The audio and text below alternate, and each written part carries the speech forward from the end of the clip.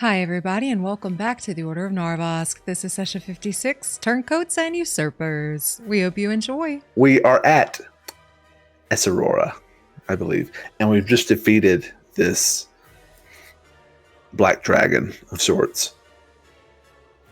And we've tried to sort of putting the place back together, I guess. We start taking stock and head counting, make sure everyone's there, make sure everyone's okay. We each have various interactions with people who are close to us around the school or the remnants, the shell of the school. And then we decide that we have to, at this point, start making our way, I believe it's south, towards Ashenward, because the flashes are becoming increasingly frequent. The flashes and the lights that are coming from that direction. And we begin to journey down there. We travel for, I think, over a week or two, sort of a quick montage of traveling. And we eventually make our way inside of this barrier that is around Ashenward that has begun to creep outward ever so slowly.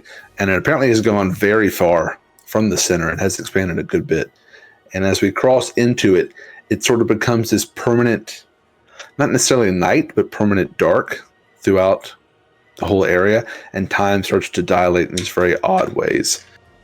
And then we end up spending a night in Morty Cayman's magnificent mansion, and we all have a nice little evening with our robes and all kinds of nice food, and everyone gets sort of probably nicer rest than any of us have had in a very long time. And then the next morning, as we're preparing to leave, Velphie takes a shank between the ribs from a very familiar voice. Sorry, Velphie. Perfect, yes. So we pick up where you all were heading southeast. You're about a week out from Ashenward at this point. And as you all are traveling, you see those lights boom up. You hear that massive sound boom from those lights, and during that time, Velphie gets stabbed in the back and told, "You aren't supposed to be here. You don't belong here." And with that, I need you all to roll initiative. I had 13. 23. 9.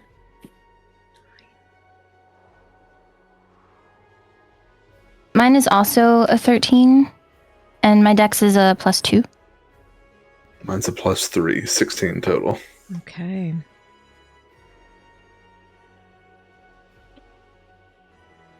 If that's how we tie break it. That is how we tie break it.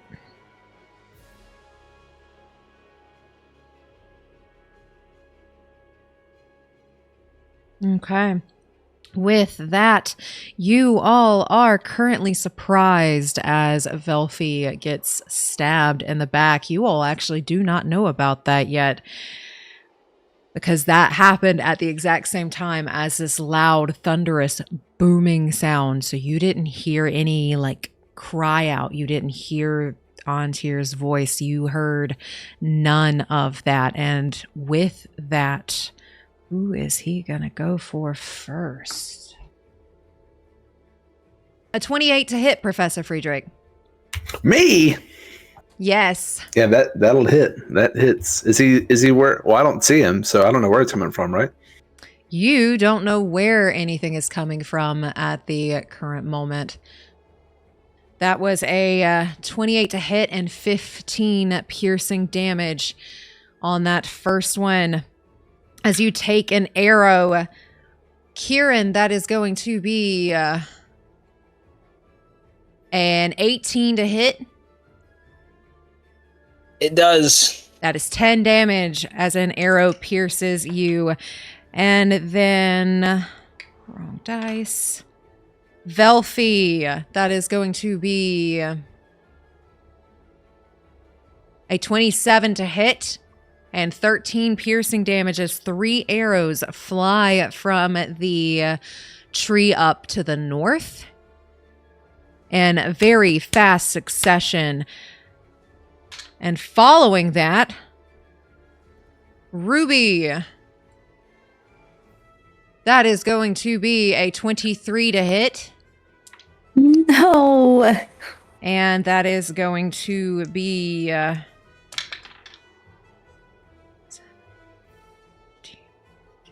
17 points of piercing damage as a little ichor dragon also shoots out from that tree.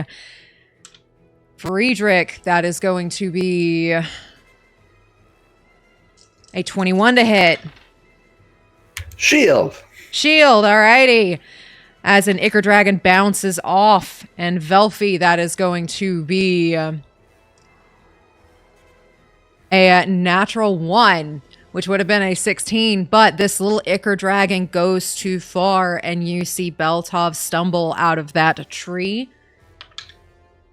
He lands on his feet, thankfully, but he does take some damage of that as he comes out of that tree and is standing in front of you and your mounts at this point. You have no idea where Ontir is.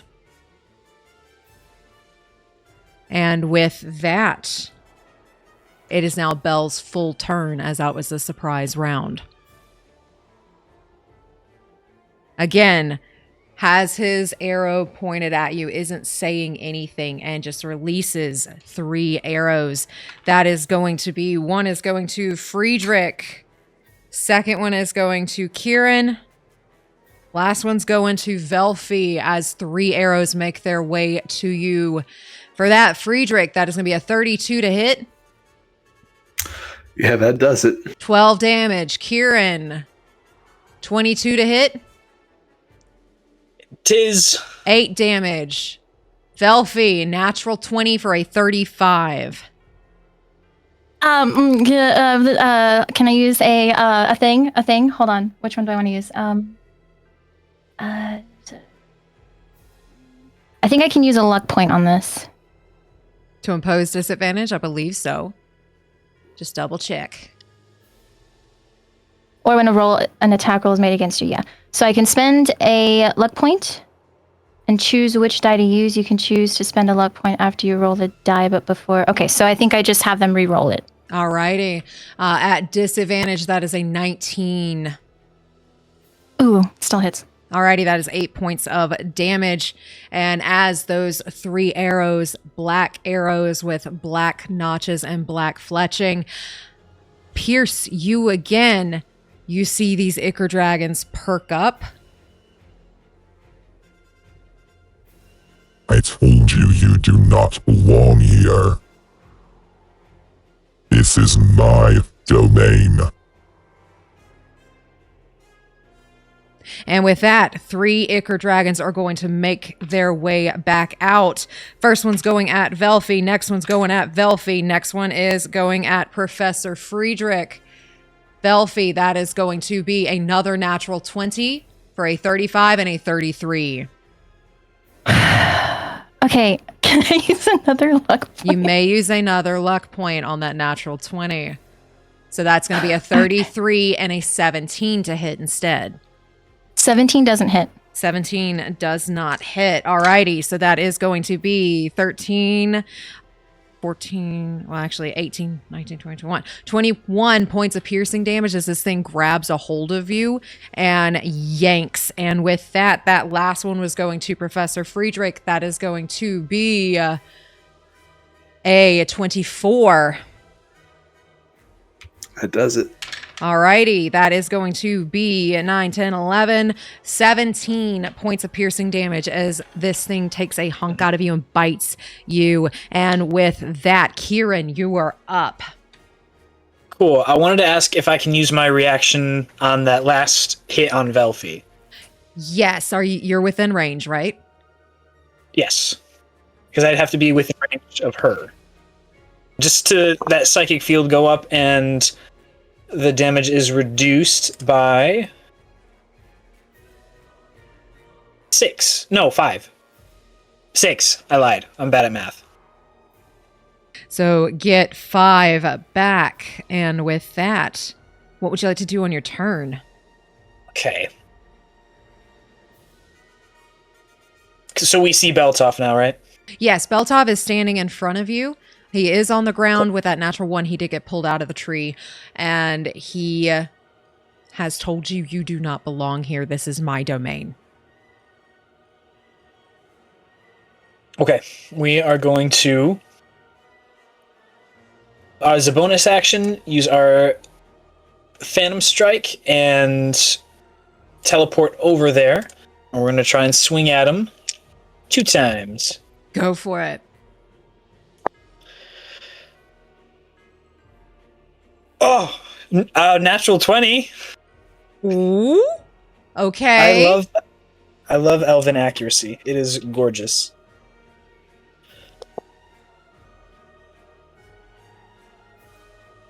I had the total written down, but I do not remember where. It was in your notes. I know. I think I moved my... No. Oh, it's fine. Quick math. 5 times 6, 30. 8, 48. 48 before rolling. Hell yeah. Nice.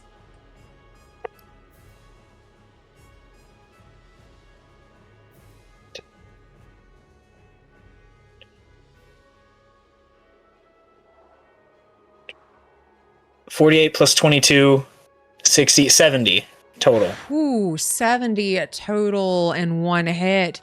That hits hard, and you hear him grunt as you do 70 points of damage in one go.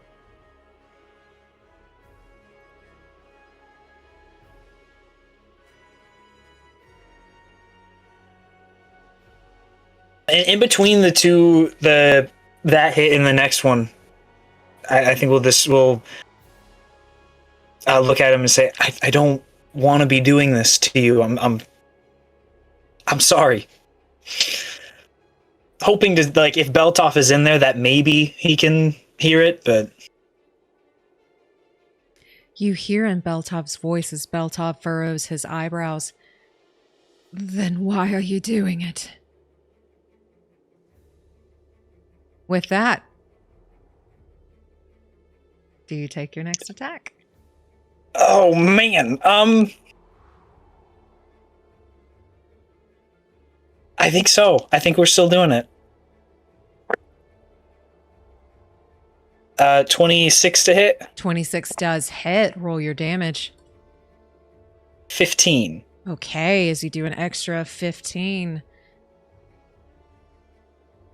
Everyone chooses their own actions. You clearly want to do this then. And it sounds like Beltov? It sounds like Beltov.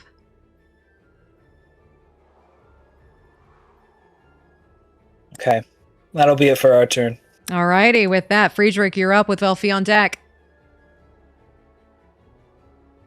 Since I got shot to hell from Beltov, I'm going to take a few steps over this way, sort of parallel with Ruby there. And as I see this exchange, I don't know what they're talking about, I'm going to shoot out this inky tendril of darkness as I cast Innervation at 5th level on Beltov, which is a dex save of 20. Okay. But I feel like he's dexy. Save of 20. He does fail, but he will use a legendary resistance to pass. No. Okay. Well, he takes 2d8 instead. 2d8 necrotic. Alrighty. Not bad rolls. 14 points of necrotic damage. And I heal for half of that. And how much damage was that again? 14 points to him. 14. I heal for 7. You heal for 7. You got it. As you cast that spell on Beltov and you see Beltov's face, he just grins. At me. He does. Okay. Oh, man. I don't see on tier yet, do I? You may roll a perception check if you wish. I'd like to try at least, yeah. It's only a 17. You do not.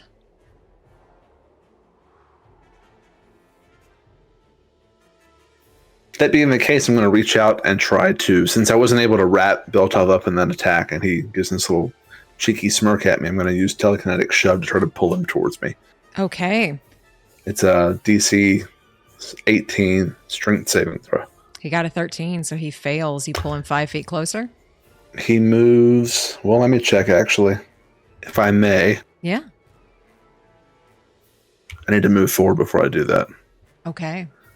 Up there. Then I'll pull him. He was outside of range. So he moves 5 feet closer. He'll be parallel with Quirin there. You got it. You pull him 5 feet closer, and it's almost like he just lets you do it. With that, is there anything else you wish to do on your turn? That'll be it. Velphie, you're up. Ruby on deck. So I think first, with hearing Antyr's voice, she's going to look around and see if she finds him or sees him anywhere. You may roll perception.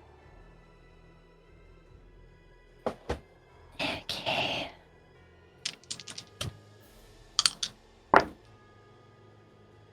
Natural 20 plus 5. You do not. Damn it. Well, okay, so we don't see him. So we clutch our wounds, and let me see how far I need to get. I need to be... Okay, so we're going to move to that spot. We're going to move up right here. Okay, and I'm going to cast Aid. So I can choose up to 3 creatures. I'm going to do myself, Ruby, and Professor, since they're within range. And you guys get an additional 20 HP, or your each target's hit point maximum, and current hit point increased by 5 for the duration, so 20 points since it's at 5th level. And it lasts for 8 hours. So we heal 20, and our max goes up by 20 as well. That's what I'm understanding. Yep, that's how aid works. Okay. So that will be my action. I'm not going to use a bonus action. I think that'll be it. Okay, not using a bonus action. With that, Ruby, you're up. Okay, I'm going to bonus action click my heels. So now I have double speed, and any creature that makes an opportunity attack has disadvantage on the attack roll. Okay. So can go real fast. I think I'm going to move back 1, 2, 3, 4, 5, 6. Get a good spot right here. And I'm going to take a couple of shots at Beltov. Okay. Roll to hit. And I leveled up in Rangers, so now I get 3 attacks on my first round. Ooh.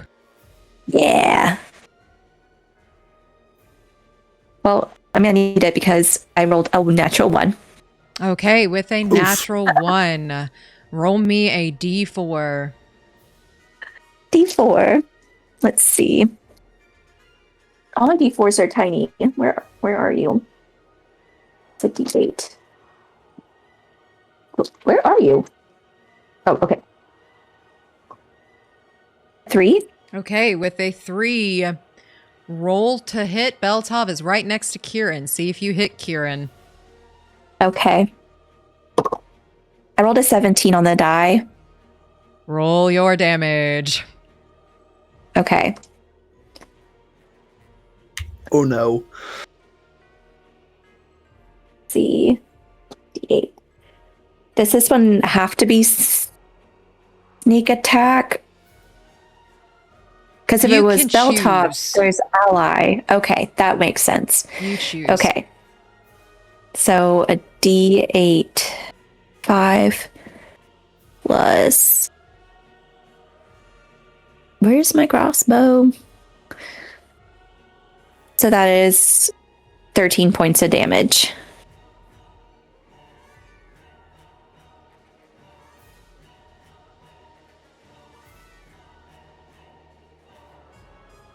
Okay, and take your next Okay. 2.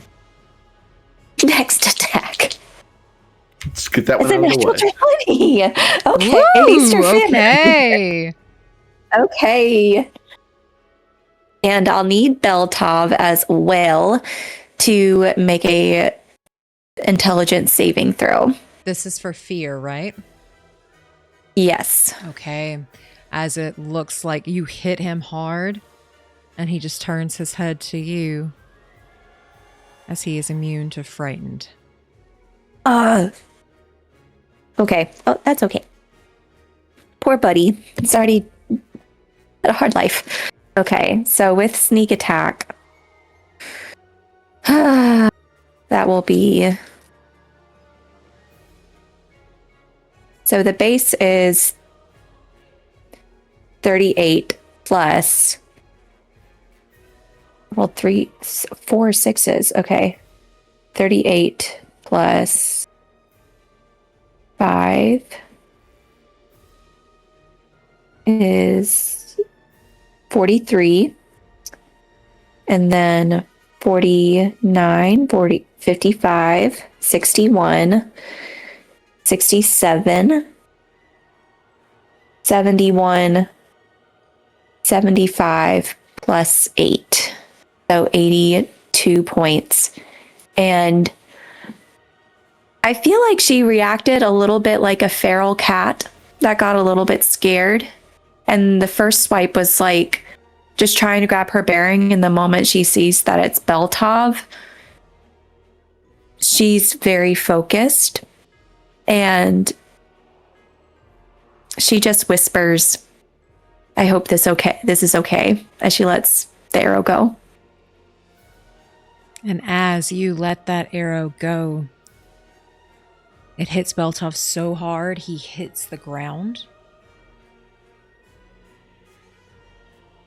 You see, as this happens, there's blue orbs and blue wisps that hang around this area.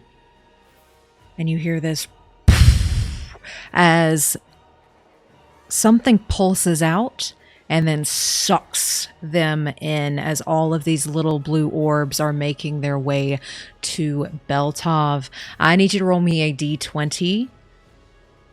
Ruby, a d20. Quirin, you both have a little blue orb that is with you.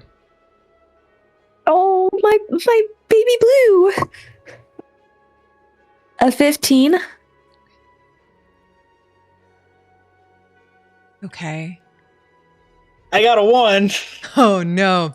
As little blue, you kind of hear little blue start to screech a bit.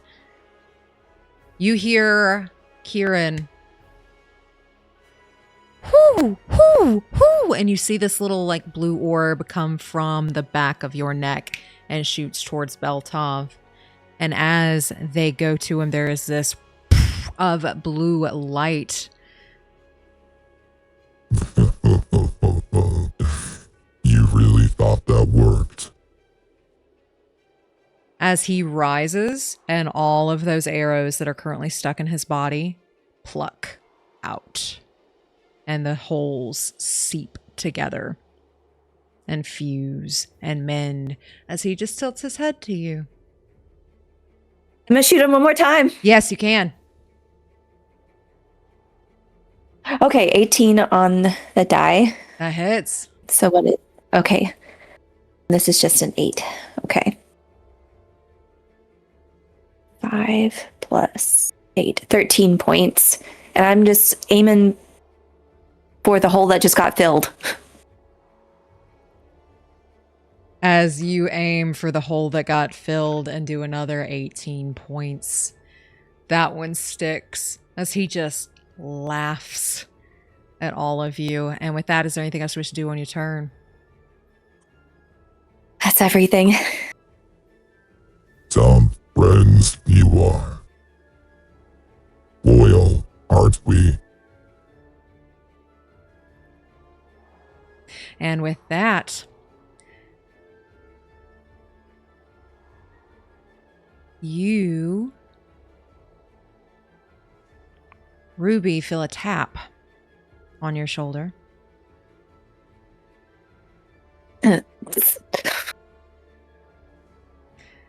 as you feel a tap. Does a 31 hit?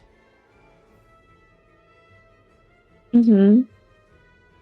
You take 26 plus 10, 36 points of piercing damage as you feel not an arrow, a dagger. And it stabs you in the back of the shoulder. It came from behind you. Oh, can I uncanny dodge, like kind of roll into it a little bit? You may uncanny dodge. Okay. That's my reaction. Who else is here? As you turn around, you see Antir standing in this tree behind you. Hi, love. Backs up and he's gone. No. And with that, it is now Beltov's turn.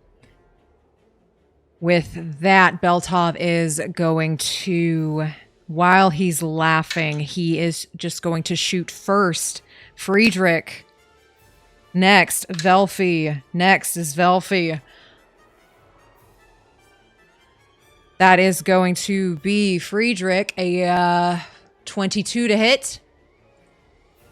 Shield. Shield with Velphie. That is I'm so sorry. That is another natural 20 and a 22 to hit. We're going to use our last luck point to hopefully lower the natural 20. Okay, that does lower the natural 20 by 1. Well, they both hit, so... Alrighty. Velphie, that is going to be 8 plus 9. That is 17 points of damage. Professor Friedrich, you shielded. You don't take anything. As those arrows, they're very fast as he is rapid firing. And then as he does that, these little sprites that are on the back of his... protruding from his back, these little dragons, he is going to... Let's see. Quirin.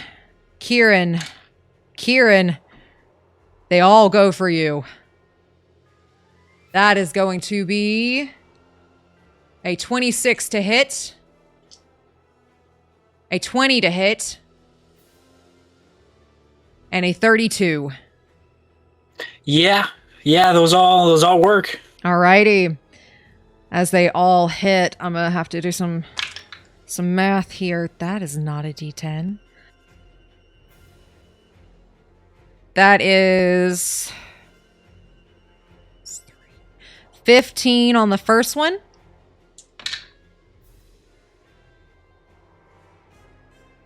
$12 on the second one. 13 on the third one for 40 in total.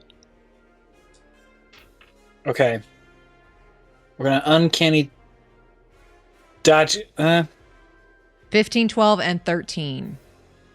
Then we'll uncanny dodge the first one. 12 and 13. Okay. Okay. 12, 13, 7. That would be 32. Yes. You hear him laugh again. This maniacal laugh. He's going to action surge and do it all again. What did I do, man? Aside attacking you, what did I do? Wrong place, wrong time, I suppose. Or right place, right time for me. I'll make sure your soul has a good use. With that, 3 arrows make their way. Quirin. Let's see. Next one's Friedrich. Next one's Velphie. Quirin, that is going to be a 29 to hit. Yep. 11 points. Friedrich, that is going to... Well, do you still have shield up? Hasn't been my turn yet. Alrighty, that's going to miss. Velphie, that is a 25. Hits. That is going to be 12 points of damage. These dragons make their way again too. That is going to be Quirin. Velphie.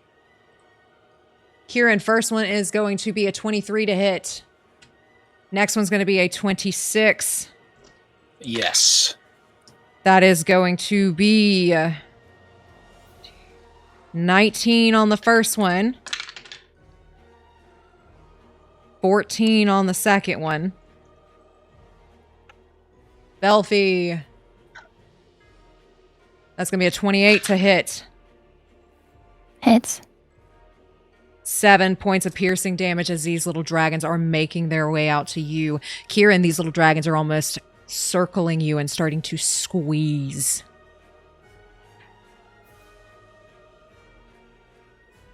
Velphie falls to the ground. Okay, Velphie is on the ground.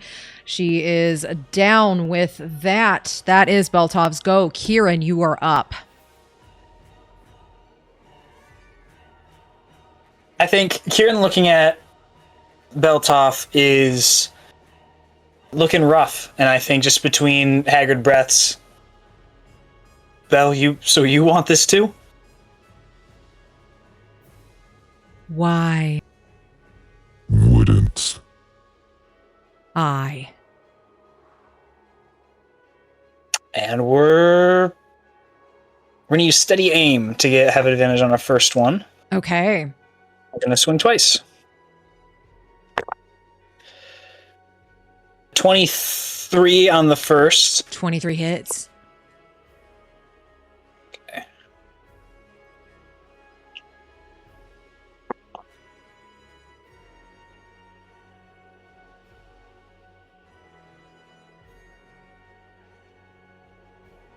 $29 damage on that. 29 hits. Not 29 hits. That's a lot of damage.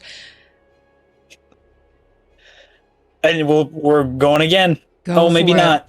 Oh, For a 16 to hit? 16 just misses. Man, well, we're going to do the same. We're going to action surge and do it again then. Alrighty, action surge, do it again. Oh, okay, wait. I rolled 2 6s on those 2 attacks, so 19 on both of them. 19 hits for both of them. Roll your damage. 14 and 16, so then 30 combined on the 2 hits. 30 combined. Again, laughing as these attacks hit. So loyal. No wonder he left and turned to this. How does it feel to know you're the cause? I think we're just gonna stand there and just kind of look at him like I think Quirin feels pretty confident this isn't actually Beltov speaking, so I think he's just taking it in. He's a little puzzled, I think, at the moment. Okay, and with that, Friedrich, you're up. Oh, buddy. Okay. I'm trying to debate what to do here. I will. Okay. I would love to go over to Velphie, which I believe I can get to with my movement. Okay. 5, 10, 15, 20, 25. And she's passed out, right? Well, open wide, because I'm going to use my action to stick a good berry in her jaw and start working her jaw. Okay, a good berry. You can only use one of these a day. You do come back with 1 HP.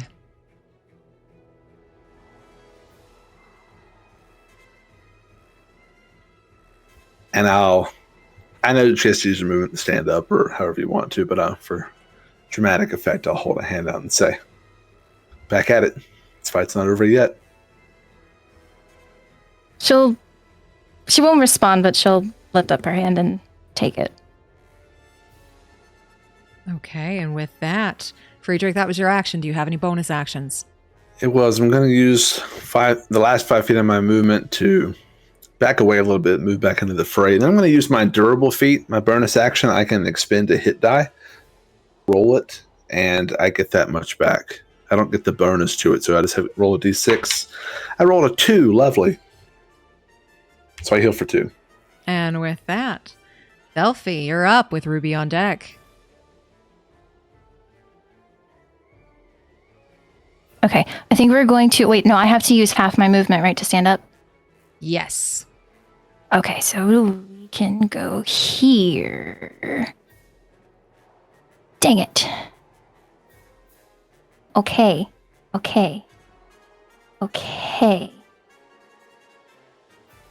We're gonna move up 15 feet. 15, that puts me right here. And then we're going to do...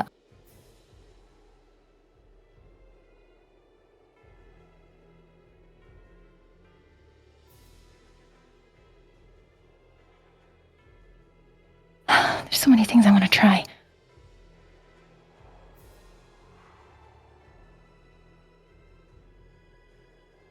All right, we're just going to do a mass cure wounds. And that should hit everybody because it's a 60-foot radius. So, Quirin, all 4 of us.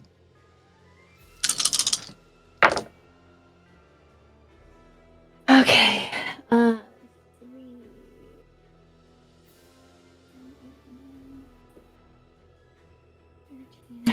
Not much. 14, 15, 16, 17 points of healing to everyone. Then we're gonna follow that up with a mass healing word. Okay. That's 3d4.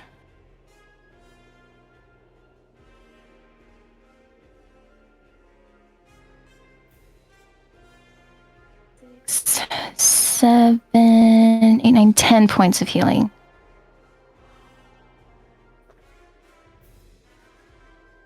And that shall be my turn. And she looks over at the professor with like a thankful nod, but doesn't really say anything else.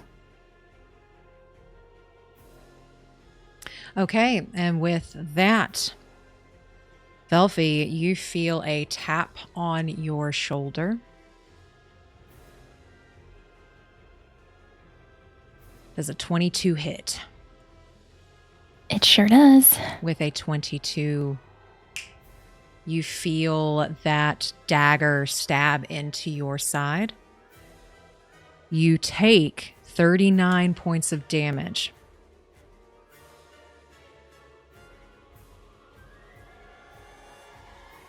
And you see this little, and like it shows up for just a minute, invisible mage hand. And it just floats. As where that dagger came from was over here. You see Antir for just a moment. You could always run. And he's gone as he takes a step back. I think she staggers a bit, just kind of like looking at him, and as soon as he disappears, she just collapses again.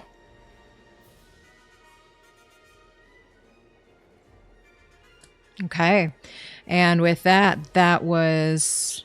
I'm sorry, I skipped Ruby's turn. Ruby, what would you like to do?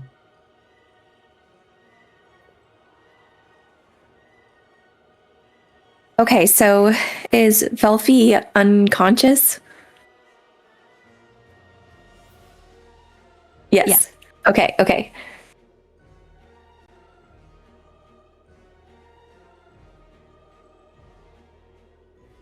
Let's see. 1, 2, 3, 4, 5, 6. Okay. Oh, the professor's with her. Okay. I think I'm still going to shoot at Beltov. Okay.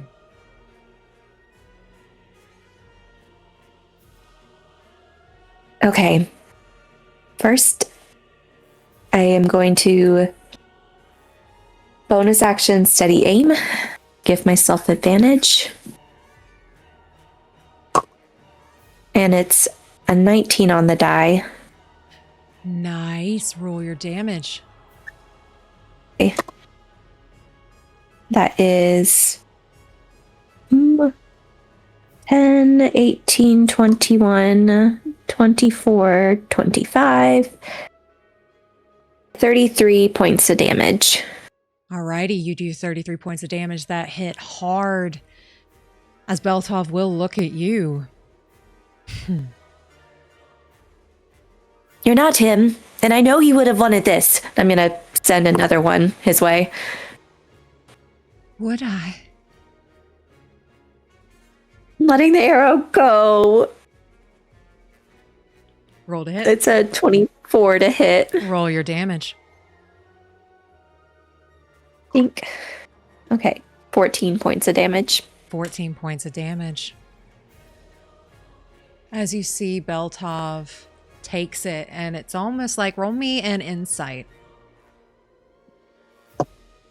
Natural 20. It's almost like he's playing it up as he takes that and staggers back just slightly. You told me you were my friend. That's why I'm doing it. A friend wouldn't do this.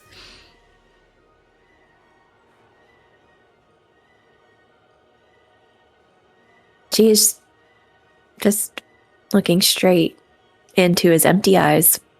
And they are empty with a natural 20. With that, Antir just went on accident. So Beltov is going to raise his bow and take 3 shots at Ruby directly. And one will be an arcane shot. First one is going to be, he rolls a natural 1. And with that, with rolling a natural 1, he almost like when you spoke to him, he string slaps himself on the first one and takes 15 points of damage from that, as you can tell his skin starts to bruise and blacken from that. Next attack at Ruby is going to be a 33 to hit. And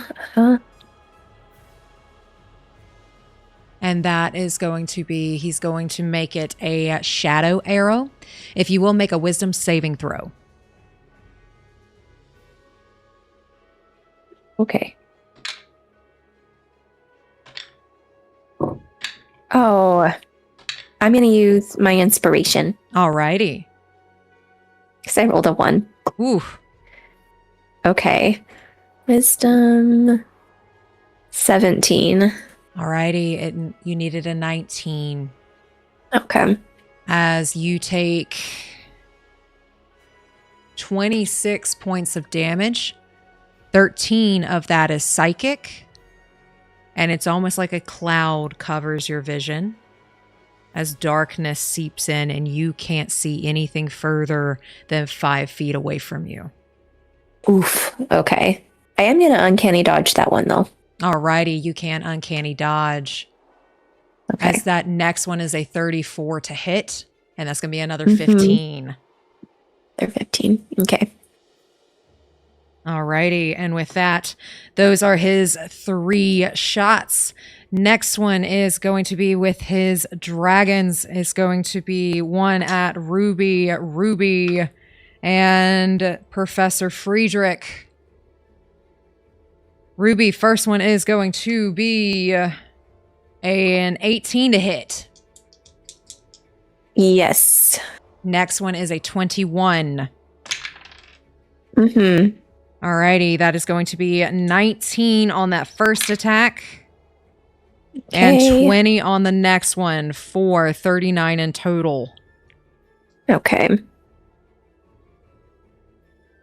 Okay, and with that, that is his... Actually? Did he hit me or no? Should I not No, ask? I haven't even rolled for it. Don't worry about it. Don't worry about it. That is a 23 to hit unless you shield. I think that hits. Even if I shield, it means it beats it. Okay, that is 23 points of piercing damage. He is going to action surge and do it again. First one is going to be...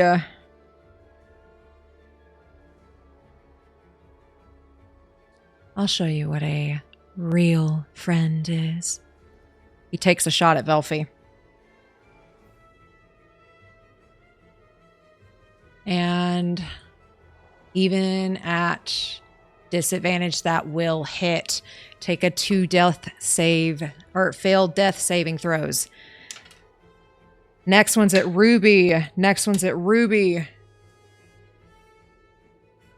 That is a 27 to hit and a 33 to hit. Yep. That is 10 plus 14 points of damage, 24. Okay. Alrighty. Again, dragons get to go because of action surge. One is at Ruby, one is at Friedrich, and one is at Quirin.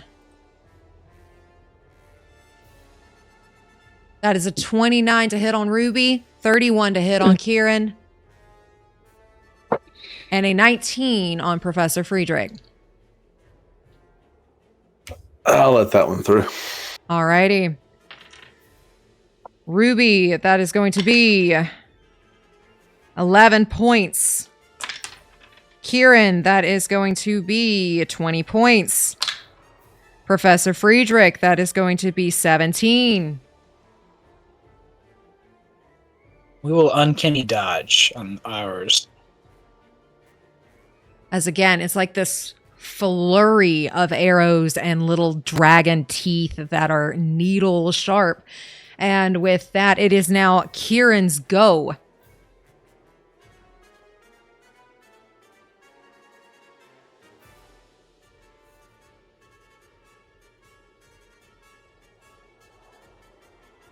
Okay.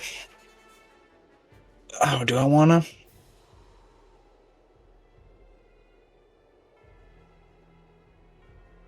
We're going to try. We're going to quickly swap out our...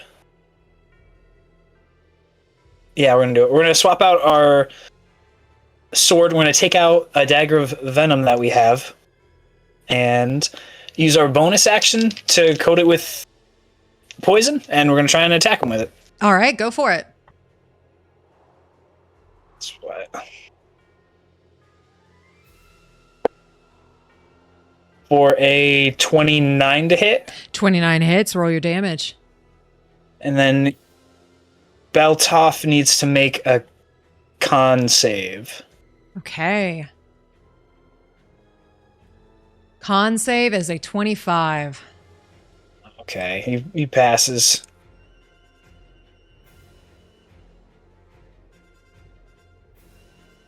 Oh, don't take any even on a pass save. Okay, it's just then 10 piercing. Okay. And he doesn't take the poison damage because he passed. But we can do it again. Ooh, okay. 22 to hit. 22 hits. Does he make another con save? Yes, please. That is a 17. Dang, passes again. 11 piercing on that one. Okay, he takes that. Thank you. He takes the 11 damage. He is not looking good as he's starting to bleed from these wounds that he is receiving, but he's just laughing like he wants you to do it. And with that, is there anything else you wish to do on your turn? I think that'll be it. Okay. Friedrich, you're up with Velphie on deck. Velphie is indeed on the deck. I'm looking through my inventory here. To administer a potion to Is someone an else. action. Damn it. Okay. Huh. I don't really have much choice, though. The only two things I can do are actions.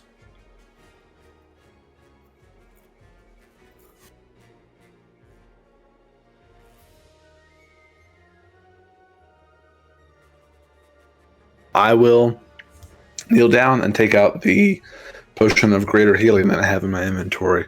and I'll administer it to Velphie. Okay. Roll for the health back. Yeah, it's 44 plus 4. 44. I wish it was 44. 4d4.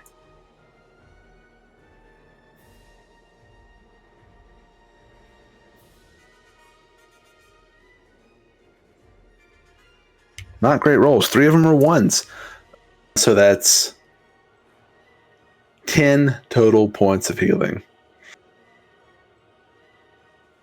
That's how the dice rolled, unfortunately.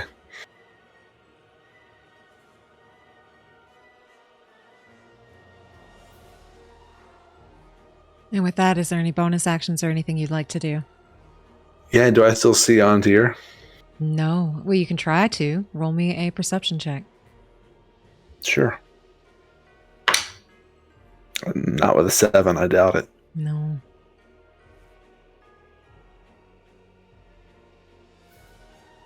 And with that, Velphie. I'm not done with. Oh, Can I I'm still so do my sorry. bonus action? I'm sorry. Yes, I am so sorry. I am so I'm sorry. I was just like, I'm so I'm sorry. gonna die. I'm gonna use my durable thing again. Use another hit die. Okay. Roll a 3 that time. And then I'm gonna yell at Antir. I'm gonna say, Antir, you need to show yourself. You're letting Beltov die for your cowardice. Okay. And then I'm gonna move a little bit. 1, 2, 3, 4, 5. Actually, 1, 2, 3, 4, 5, 6 back here. And that's my turn. I'm sorry. Okay. And with that, you're up. Okay, so Velphie wakes up again. She'll use half of her movement to stand. And I assume she can't see Antir anywhere. You may try. Oh, natural 20 didn't work, so we're gonna try again. Okay, so that is a 16, which... You do not see him. Okay, so this says that it doesn't say anything about me needing to see somebody. It just says I choose up to 6 creatures of my choice within range. Okay. So I would like to cast Slow and choose Antir and Beltov. So they need to make a Wisdom saving throw of 17. I need you to roll me that save, a d20 plus your spell modifier. 16. With a 16, that is a fail. As you go to cast it, and you feel it fizzle as you go to cast it, and you realize you can't cast that spell anymore. It's gone. Do I know? Can I feel like how long? Like, is it gone forever? It's gone for now. Okay. Like it's been stolen.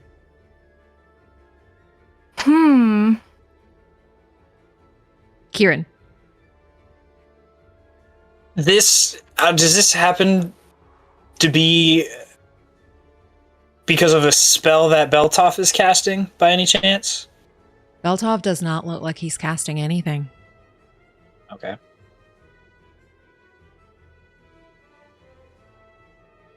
That was all. I had just had something if he was casting a spell, but He's laughing. And almost like he's just starting to puff his chest out like, hit me. Do it. With that, Velphie, is there anything else you wish to do? Well, luckily I bought a bunch of healing potions. So I am going to I'm going to take... Oh, no, I can't. I already used an action. Mm-hmm. Oh. Okay, next best thing. We are going to use Healing Word on myself. So, do that, and then I think that's all. That's my whole. Okay. With that, Ruby, you are up. Can I ask a quick question? Yes, you may. What level spell is Healing Word? I'm casting it at 2nd level. Can I use my reaction to cast Mirror Spell? Yes, you may. Friedrich essentially mimics Velphie's actions, and the spell more or less repeats as I cast Healing Word at 2nd level on Velphie as well. So I get double? Essentially? I don't know. I guess you roll separately. It's technically Roll a separate separately. spell. Okay. Okay, sick. It more or less Sick. copies a Thanks. spell of level 3 or less that I can see. Okay, cool. Alrighty, with that, Ruby, you're up. Okay. Just deadpan shooting arrows at Beltov. Alrighty, go ahead. Okay.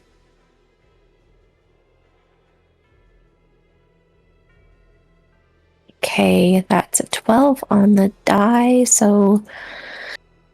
Okay, what's my modifier? I keep forgetting. Plus 15, so That hits. that's a lot. Yeah, roll your damage. 27, okay. Sneak attack.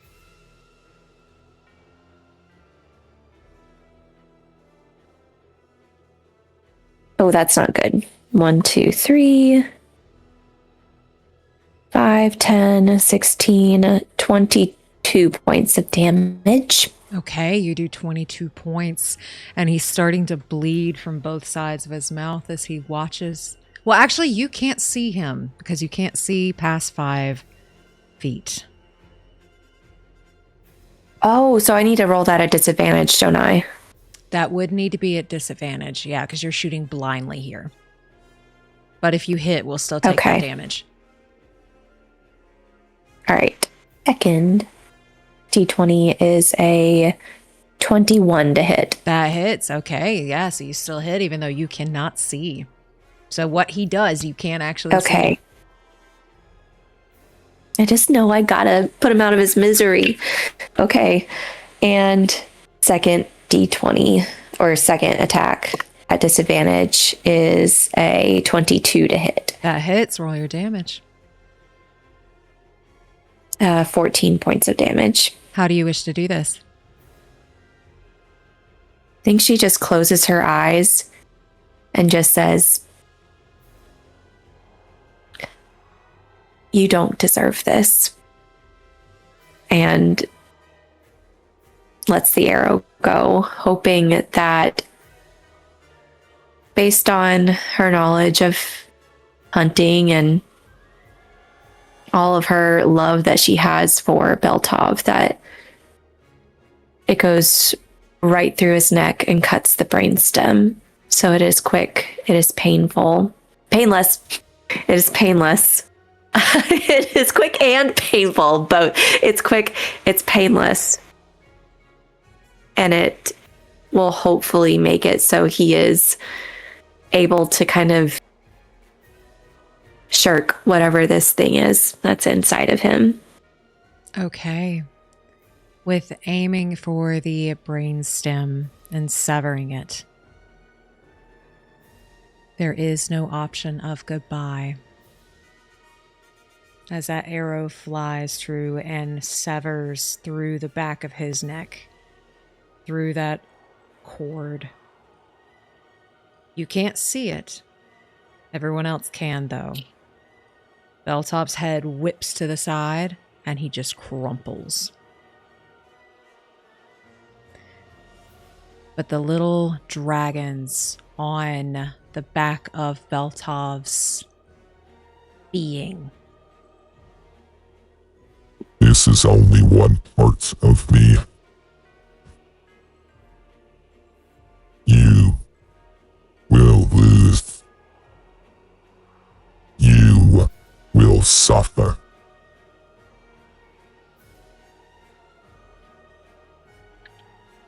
And as Beltov hits the ground, those beings on his back chant that together. They twist their little dragon necks. They begin to disintegrate into nothing but dust. And Beltov bleeds out.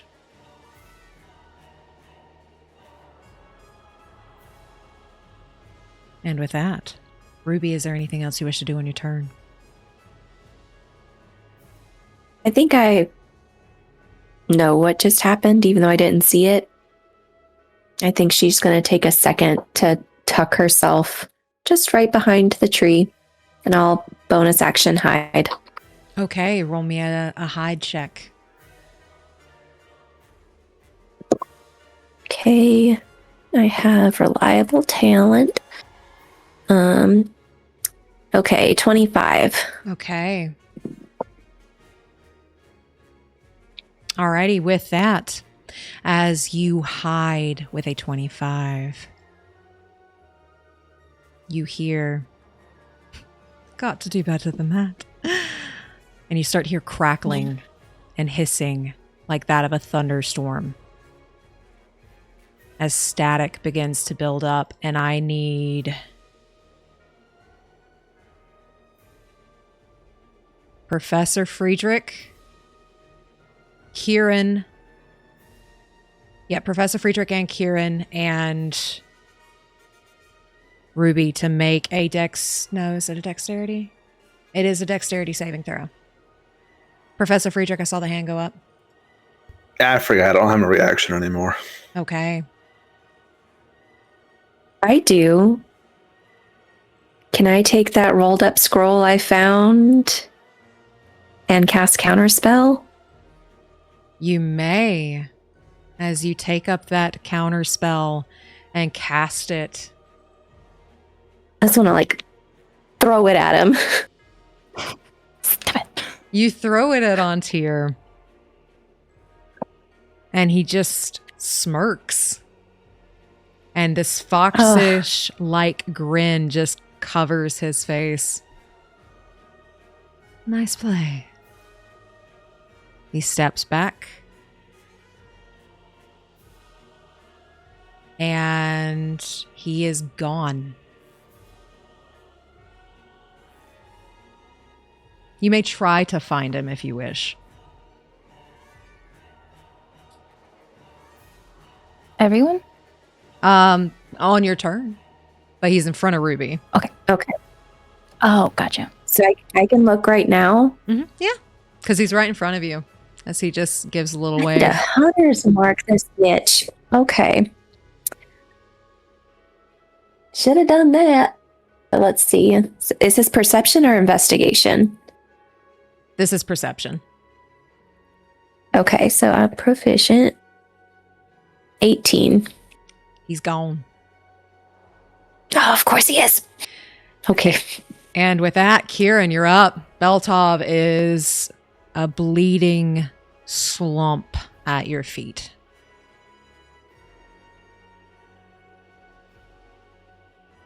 I think we look at him for a second and just try and take a quick moment just to, under his breath, just say sorry and, well, this will probably have to mourn later.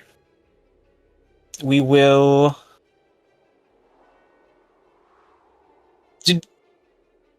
move first. 10, 15, 30. We'll go right there. Can we look around? I don't know if we heard the interaction between Ruby and Andir, but can we try to find him? Yeah, you may try to find him. Oh, man. A 13. You have no idea. Ooh. This reliable talent makes it a 17, actually? Does that help? You have no idea where he is. I figured.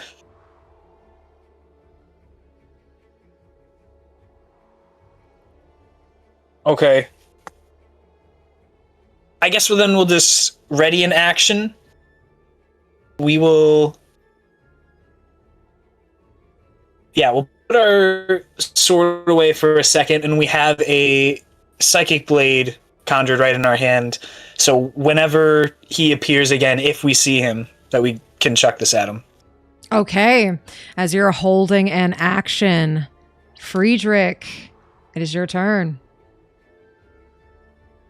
Do I know or can you tell me if I can't see Antir because he's hiding, or is he invisible? Would something that helps me see invisibility help me find him? I will say he is a rogue. He is bonus action hiding. I kind of figured. I have see invisibility prepared, but I didn't think it would help.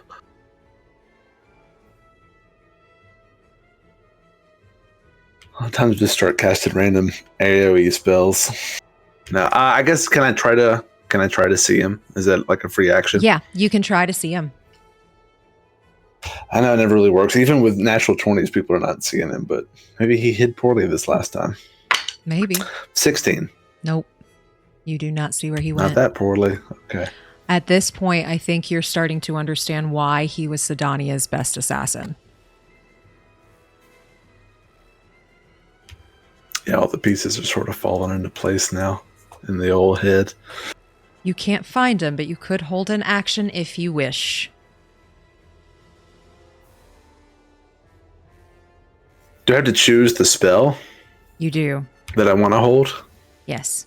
Okay. Well, it's going to be something I want to obviously hit him, and it's got to be something with more than a range of touch. Let me go with... Oh. Yeah. Okay, so I'd like to do two things. One, I'd like to prep. Friedrich sort of, I don't know the best way to do this, like puts one hand in the bend of his elbow and takes the other arm that he's holding and sort of curls it up, almost like a cobra, as I hold and prepare Finger of Death for whenever I see Antir. Okay. And then I'd like to call out and say, Antir, it's not too late. I know you don't remember why you hate us, but the only person you could call a friend lies bleeding here because of your cowardice. Okay. Anything else you wish to do on your turn? Pray. That'll be it. Velphie, you're up.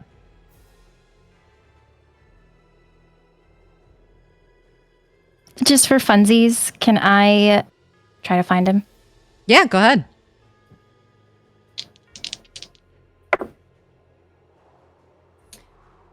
Okay, I don't see him. And I want to hold a spell, Modify Memory.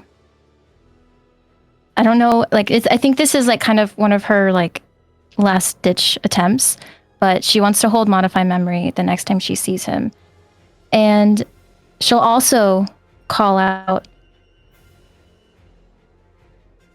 Antir, it's Velphie. I know you don't remember me, but I remember you. I know you. Your mom and... Can you try to remember anything? Okay, what level are we casting this at? Are you casting it from your loot? It would be the loot. Okay. That is the only way I have it. That means it has to be cast at whatever level spell it originally is at, which is 5. Okay. It says 5th level. Yeah. 5th level. And I believe you only get one of those per day. And will you read Modify Memory for me? Okay. It says, you attempt to reshape another creature's memories. One creature that you can see within range makes a wisdom saving throw. If you are fighting the creature, it has advantage on the save. On a failed save, the target has the charmed command for the duration, which is a minute. While charmed in this way, the target also has the incapacitated condition and is unaware of its surroundings, though it can hear you. If it takes any damage or is targeted by another spell, this spell ends and no memories are modified. And there's like 4 other paragraphs. Do you need more? We'll see what happens. With that, Ruby, you're up. Okay. I don't like getting stabbed. So I want to look for him again. Okay. Roll to see if you find him. I want to cast Hunter's Mark on him. Okay, that's not bad. This is 17 on the die, and this is perception. 25. You don't see him. Oh! The DC for this one was a 35. Impossible. Okay. Okay. Cool. I am going to use a lot of movement to get over here. 1, 2, 3, 4, 5, 6, excuse me, 7, 8, 9, 10. I want to kind of guard the body. Actually, I'll do this. And let's see. I think I am going to try to set up a little bit of a crow's nest because I want to be able to see on tier. Like, I want to have good visibility for everything because he keeps stabbing us. Okay, so I'm going to bonus action dash and go a little bit up the tree, if you will let me. Yeah, you make it up the tree as you bonus action dash. And with that, are there any actions you are holding?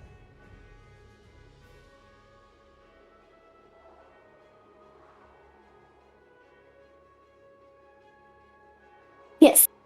If I see on tier, I would like to try to throw the oil of slipperiness in his vicinity so it makes it harder for him to get away. Okay. Alrighty. So you're going to hold on to the oil of slipperiness.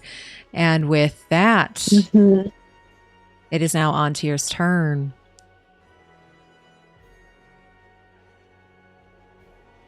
I need you all to make a wisdom saving throw, please. Professor Friedrich. Can I try to counterspell if it's a spell? It is a spell. You may try to counterspell. I would like to cast counterspell at... Oh, buddy. Let's do it at 4. Okay. As you start to see Velphie's slow spell start to cast as he stole it, you see Velphie's magic come from the top of that tree, and then it fizzles out. And I will say you do see Antir now.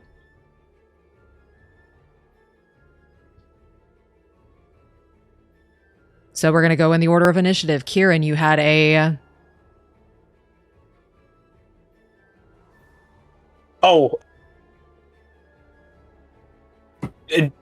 My held action was to throw a psychic blade at him, if that's what you're asking. Yep, go ahead and throw your psychic blade as you can now see him.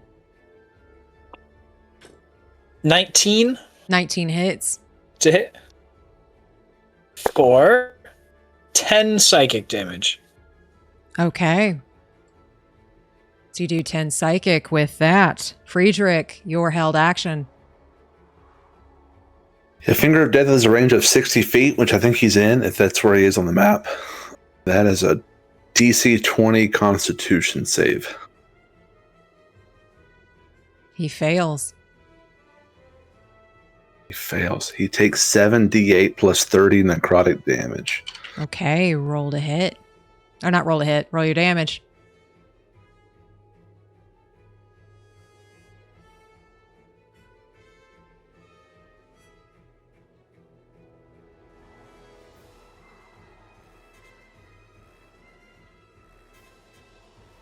30 on the dice plus 30, 60 necrotic damage. 60 necrotic. Okay.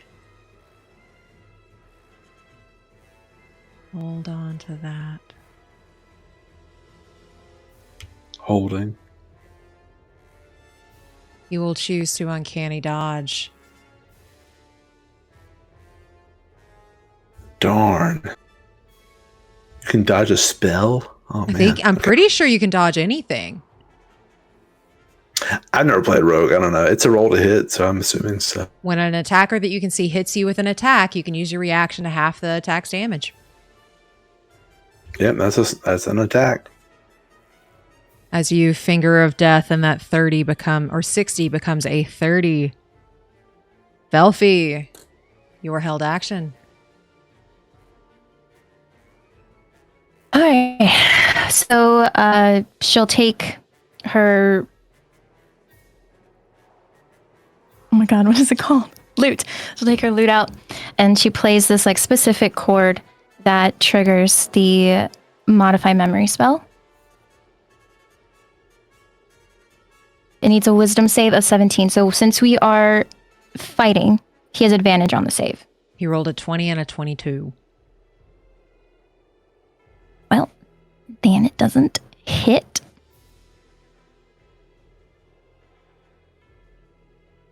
And I mean, that's all I had, really. He will look down on you. Foxish like grin. Love, does it look like I care?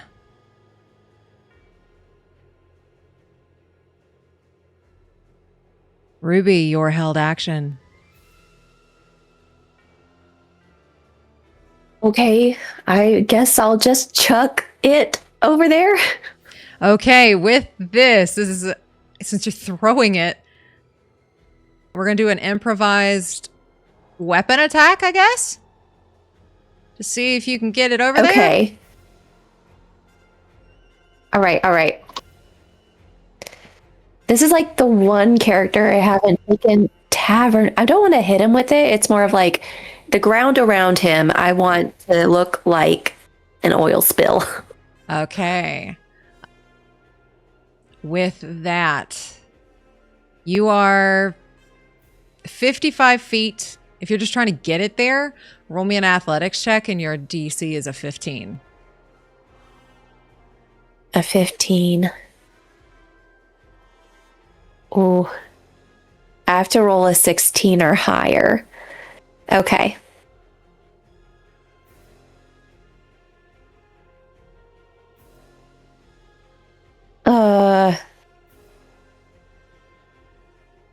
Oh well, I have to commit. Okay. That's an 8. You try to toss it. 55. You throw it right in the middle. Cool. Cool. And with that, you all see Antir take a step back. Gone.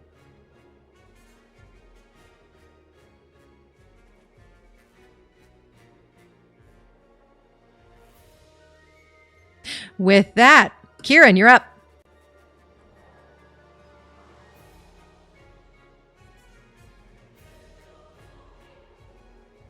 Yeah, I am. We might just be... I don't see anything...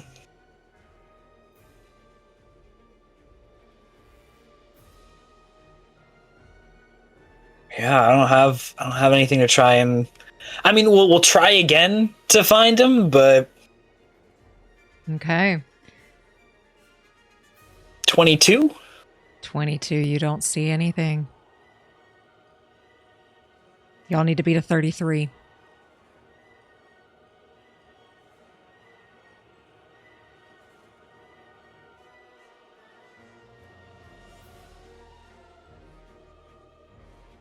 So Pike is technically a familiar, right? Yes.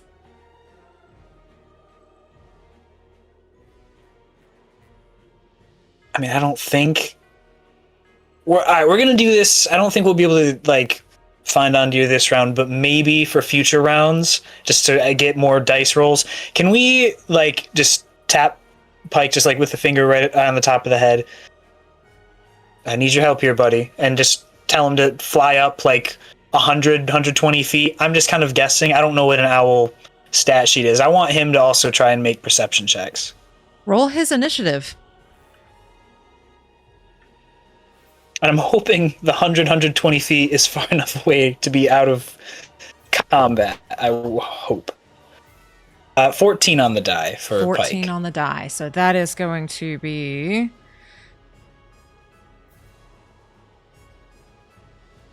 So he actually goes right after you.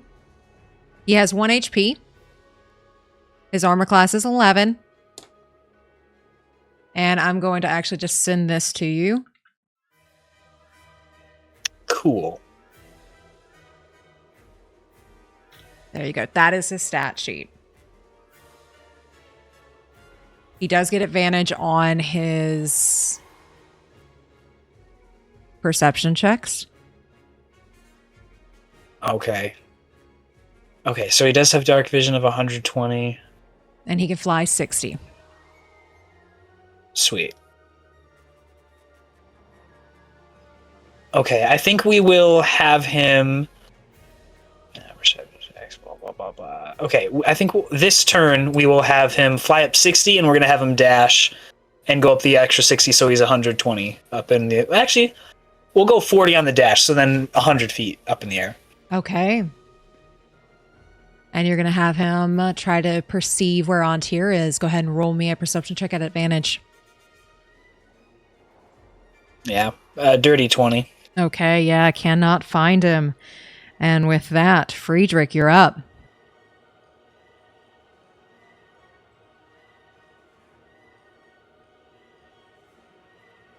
I'm just going to fan out a little bit, and I'd like to hold my action again for a spell.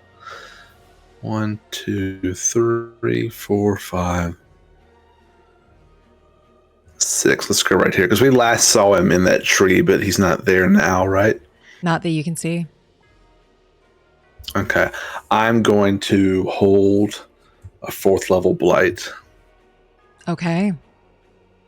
And with that, Velphie, you're up. Okay, so we can't see him, right? You may try.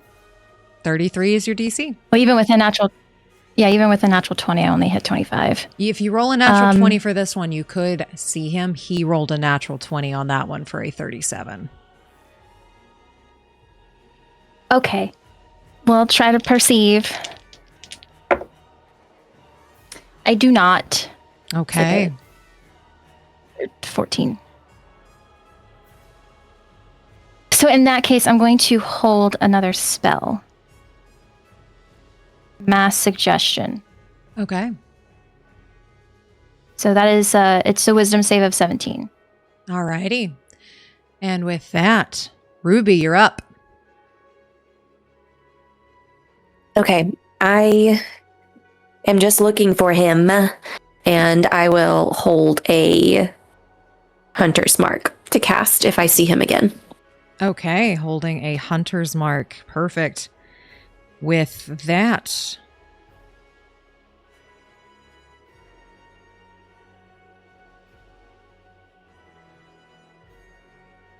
Quirin, I don't think a 17 hits.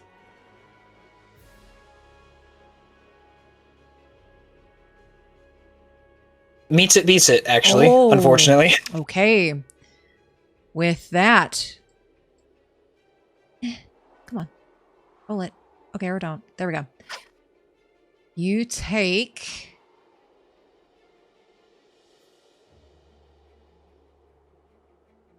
44 piercing damage as a dagger makes its way to you and stabs deep. For everybody holding an action, you all see where that dagger came from, and you may loose your held action. Quirin did not have a held action this turn, did he? Not this time. He also had 43 health, so he falls. Quirin is down. Friedrich, your held action. It was a blight. Looks like Ontario. It's within range. It's a 20 con save. He fails. Okay, on a fail, that is 8d8 of necrotic. Okay. I had one more d8. Where'd it go? There we go.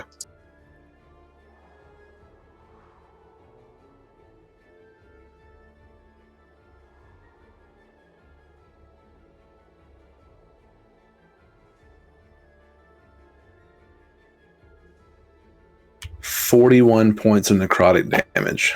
He will uncanny dodge. Can I ask a check on that? Because this is a saving throw and not an attack roll. Okay, yeah. Can you uncanny dodge? Okay, I'm just going to put fireball because that is also a saving throw. Okay. It can only, so I don't know if we've all been using it this way. Uncanny dodge has to be used to get out of the way of something with an attack roll. What I had taken out was 20. He takes the extra 21 for 41. As you blight him. Cool, take that.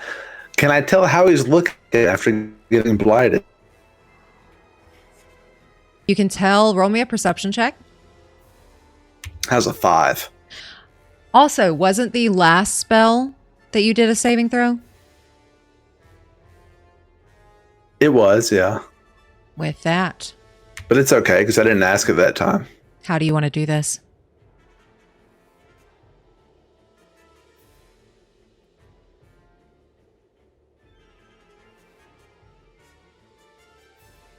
Is there a way to just, like, incapacitate him with this? It does necrotic damage.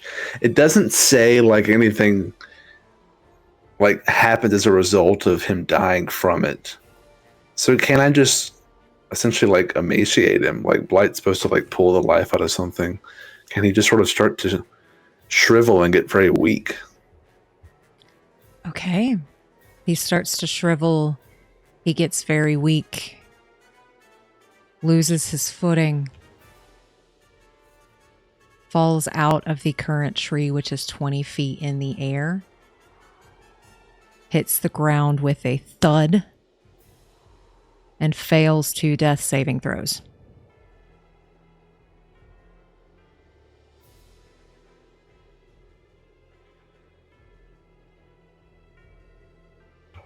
Okay. I'm assuming we're still in initiative order. We are still in initiative order. Quirin, you're up. No, I'm not. No, you're not. Roll me a death save, please. All right.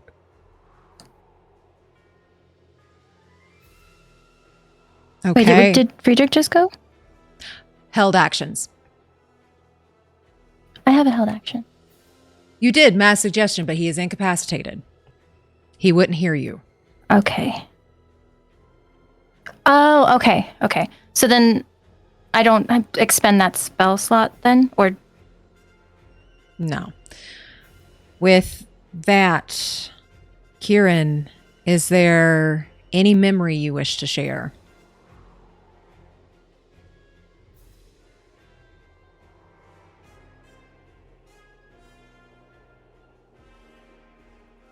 Yeah, if actually, instead of a memory, if we can try and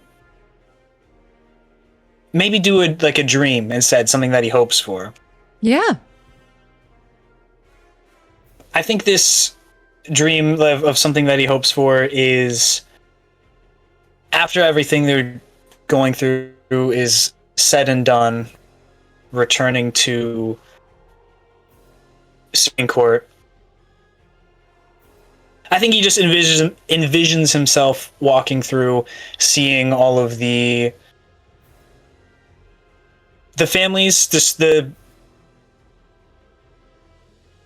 all of the citizens of Spring Court enjoying a day. I think there's been a lot of stress and almost like a celebration is kind of going on in the street, knowing that things, they feel safe, that things have been resolved and they're at least at the moment, is peace again. And I think he's just kind of walking through the street, taking that all in. That things are okay. And with that, Friedrich, you're up.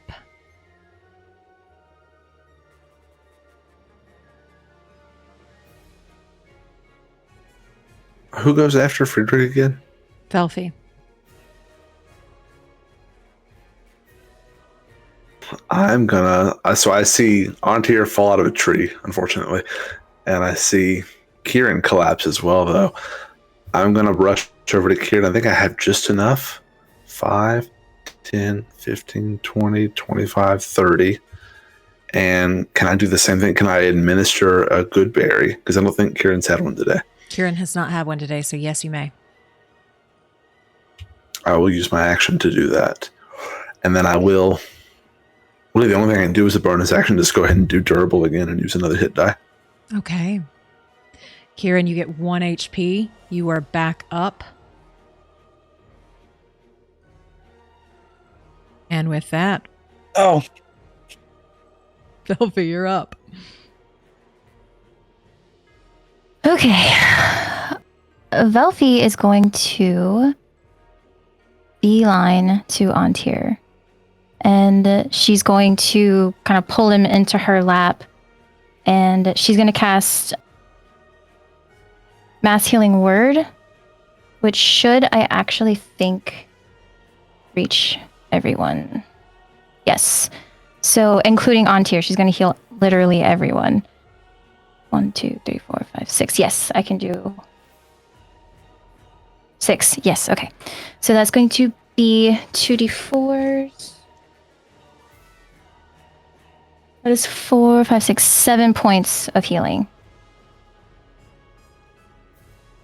As you heal everybody for 7, is there anything else we should do on your turn?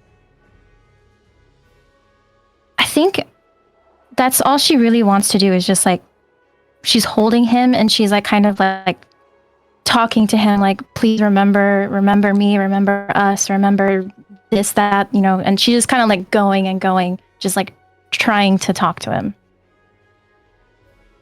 Okay. Ruby, you're up.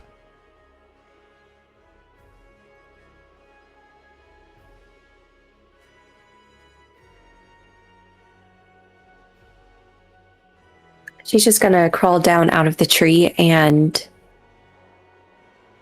double check that Beltov's really gone. Roll me a medicine check.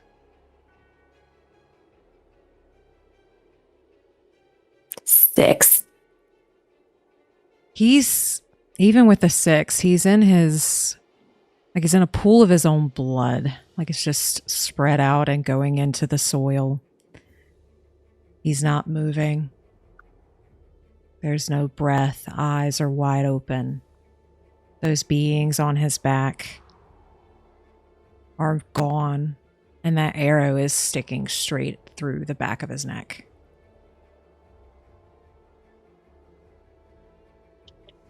And just break the end off and kind of pull it through so he looks a little bit more peaceful. Okay. And with that, Velphie, as you're talking to Antir, very quickly grabs a dagger from his bag, stabs it into your side with a 28 to hit. Yeah, that hits.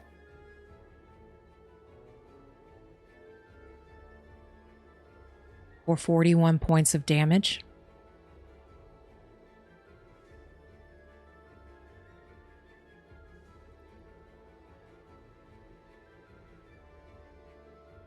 Shouldn't be letting your guard down, should we?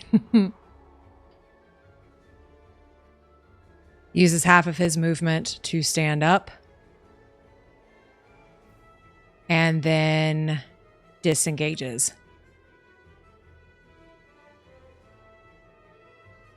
Okay.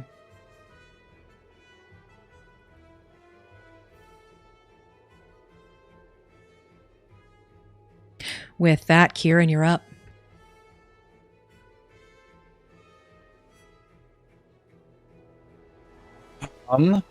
We will use our bonus action to second wind. And then so we can see him right now? Yes.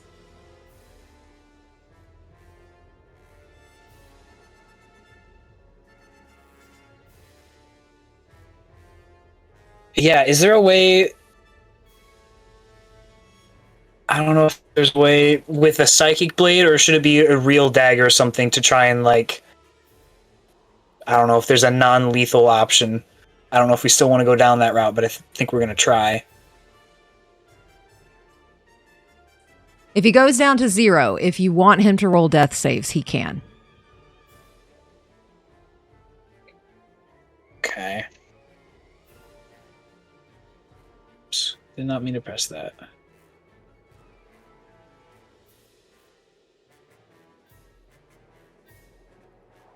Okay, I think we'll just get up and move, because that was 15, so we'll go, yeah, right there. I don't have anything I can do to, like, keep him in one spot. I think we'll ready in action again if it looks like he's going to attack. I don't know if I can say Quirin does it before, but it just, if Andir makes any motion that doesn't seem friendly, I think that's what we want, to try and throw another blade at him. Okay. And with that, Friedrich, you're up.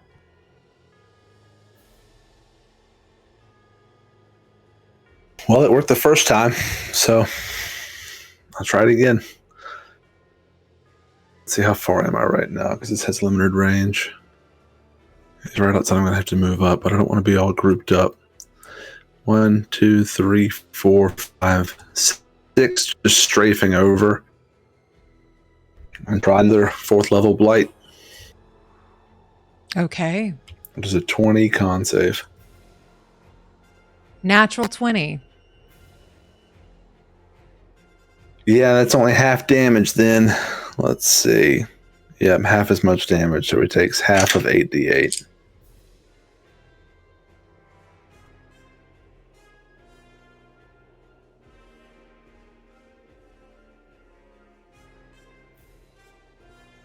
Half of 36, 18 necrotic. How do you wish to do this? Similarly, I would say he probably feels his strength sapped away again. Similar to how he felt in the tree. Okay. As that happens, and it looks like he's trying to bolt, and he just falls.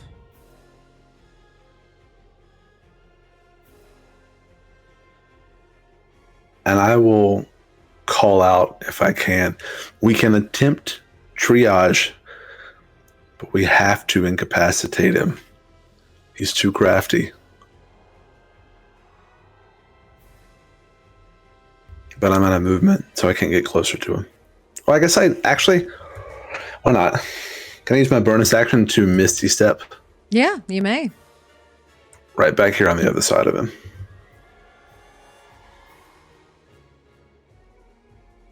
And with that, Velphie, you're up.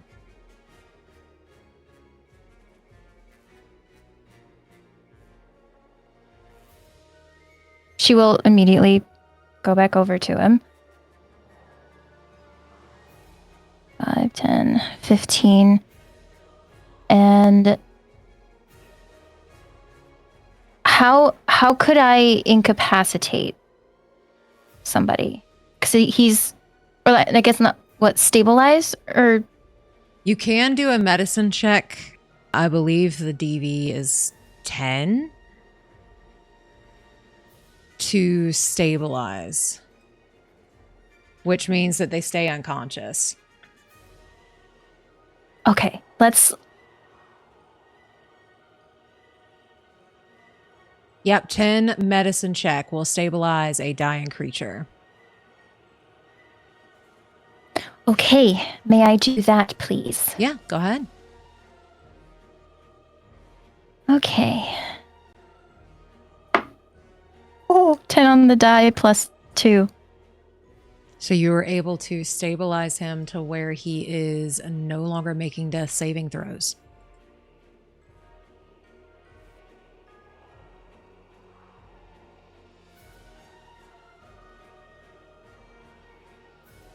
And I think at that point, she's just like, again, just kind of like holding him and kind of like doing that whole same thing again. Because she just really wants him to come back. I see Velphie there holding onto you or down, trying to stabilize him. I don't think Velphie's hiding it. No. Okay. I'd like to walk over to Beltov. Okay. And I guess I see Ruby doing something similar, tending to him.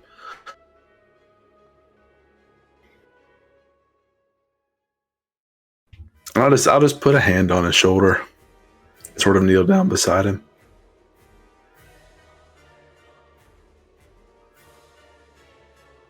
And just stay quiet.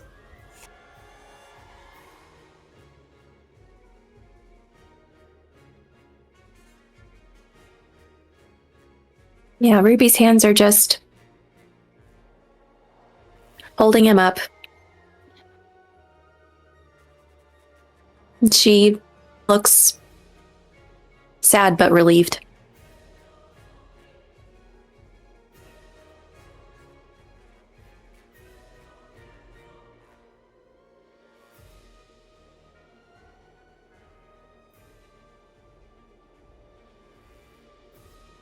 I think Quirin is still kind of standing somewhere in between Beltov and Ondir, still with Pike flying above head, just keeping an eye on things.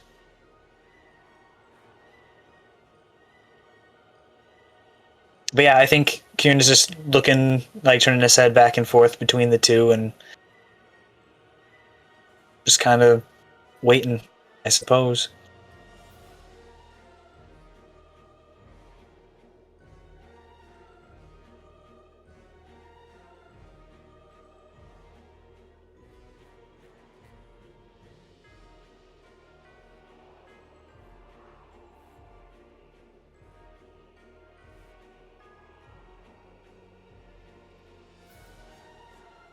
And with that, you all know you need to move soon. As Ruby sensed multiple, countless aberrations in this area. If you stay put too long, you will be found. What should we do with Beltov? I'll ask Ruby as we're there together. It's just hard because I think I know a way we could bring him back, but I don't know if it would be Beltov. Saying goodbye over and over again is a toll. But if there's a chance that it would free him and he would get to just be here and be my friend again, then it would be like when the frost finally goes away and the grass is green. I don't know if he ever experienced that. But I don't want to cause more pain either, so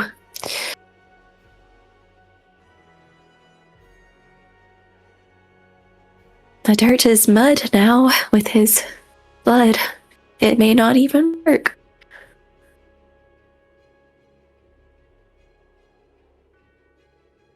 Does he still have the collar on?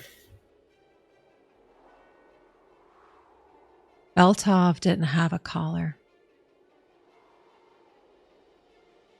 Oh, it was Roe they collared at the bottom of the He was collared. pit, right? Ruby destroyed that collar. Okay. Ontir has a collar now. Right. I didn't know Beltov still had one.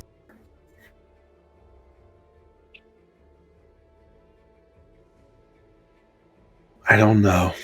I don't know what Beltov would want. This is not the Beltov I knew briefly, that I tried to be friends with at the bar. That Beltov may be gone.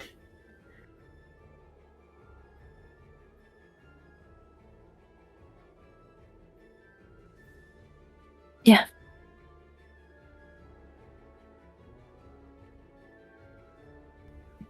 But I won't guess stop you it's from doing what you think is best.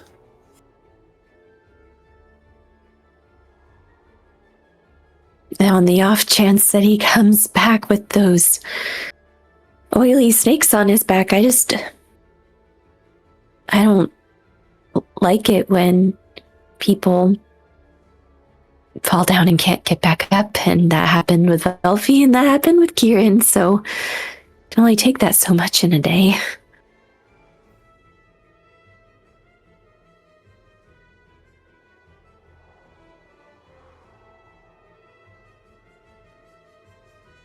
If he comes back wrong, will you do it?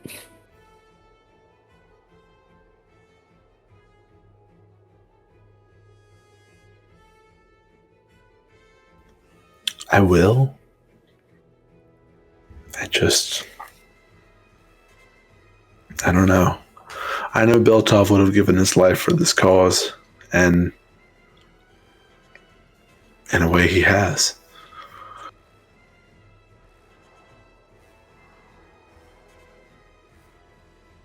Yeah. Okay. I'll just wipe the dirt from his face.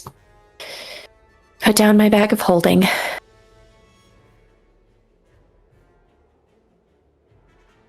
Well, best not to leave him here.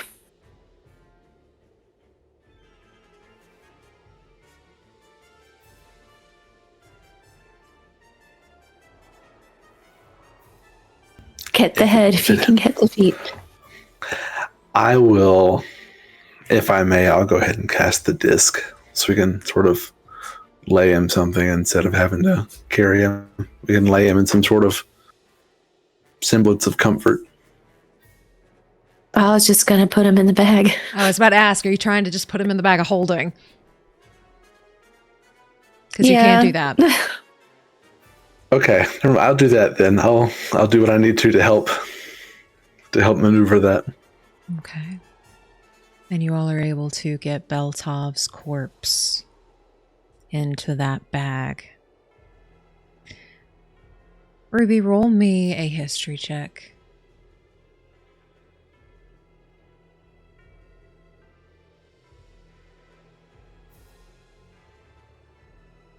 $14. With a 14, as you're wiping off the dirt from his face and putting him in the bag, you remember when you all went to the Verdant Jubilee. And after you all had seen the fortune teller, it looked like he had gone too. And he had this really sad look on his face.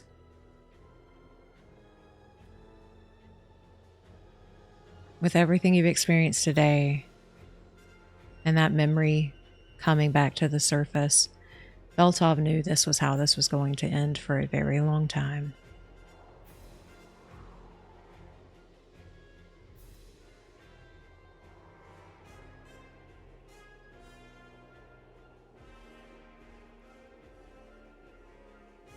I think she'll pick up some of the dirt with his blood on it.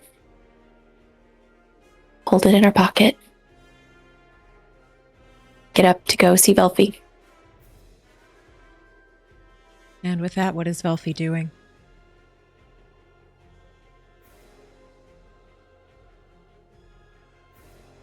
So she's still holding onto the collar. Does she know that if she messes with the collar, it'll do damage? You've seen 2 of them so far. And if she were to try to take it off now with him being unconscious? You've seen it happen twice so far.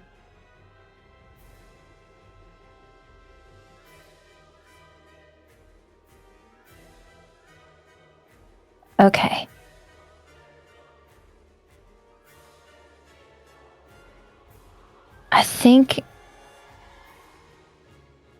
I don't know, I think she's just kind of stuck there because like at this point, this is like the last like family, I guess, that she has left, and she's just like begging for him to come back. She's calling out to whatever forces that are cool out there, just like find some sort of help or a plea. She's like in a state of desperation at this point, just doing whatever she can and saying whatever she can, even though she probably knows that it's not going to do anything, but she would never forgive herself if she didn't at least try. So I think that's kind of like where she's at this point. We're pretty desperate. How desperate are we? I mean, she's willing to do anything, I guess, yeah? I've made a deal once.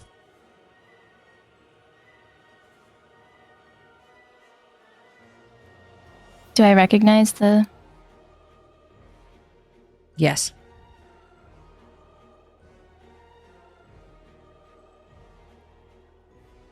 Is it Ogma or is it Erebus? Erebus. Erebus. Made you an offer once. Is this all I had to do? Take this one away and you'd come cowering back like the little pathetic thing that you are?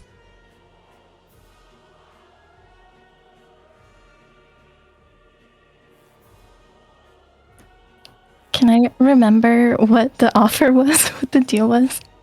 It was when you were at the Verdant Jubilee, and he spoke through the fortune teller and said, "Yeah, give me a soul for a soul."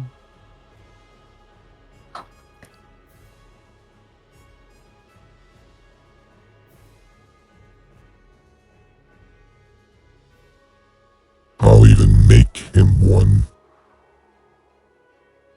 If I give you one? If you give me one right now, you have 3 with you.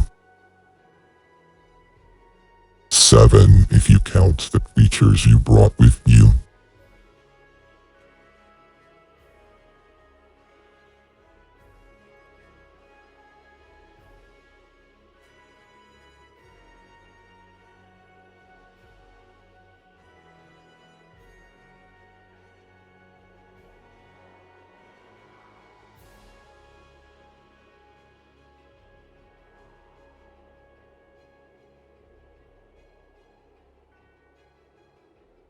How desperate are you?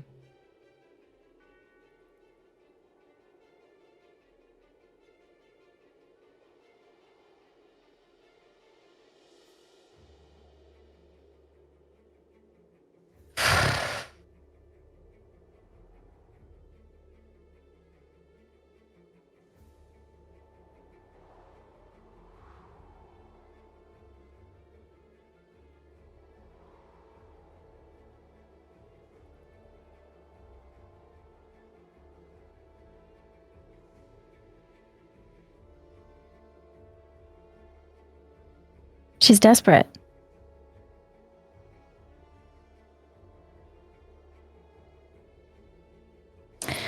So...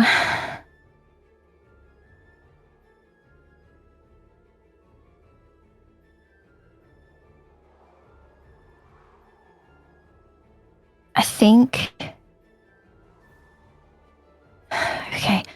think what she's gonna do is she'll get up and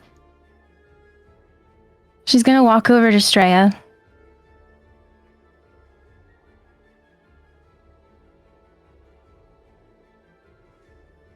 And she's gonna place her hand on like the muzzle thing.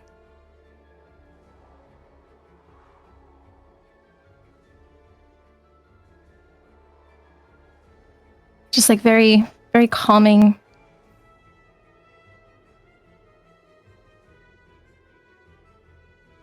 We've had a wild ride together.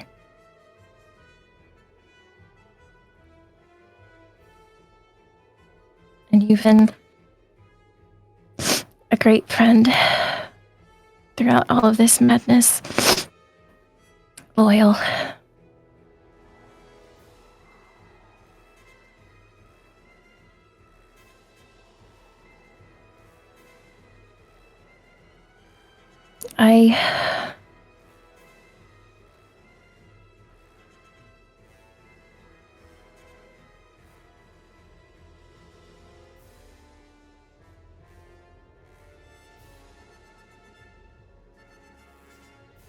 I need him back.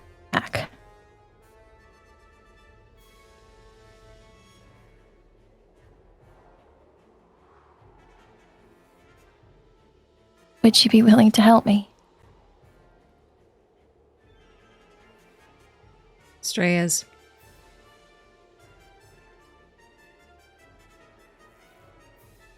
Straya doesn't understand.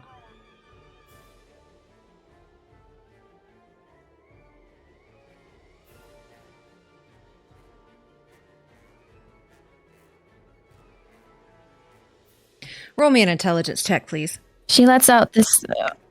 Okay.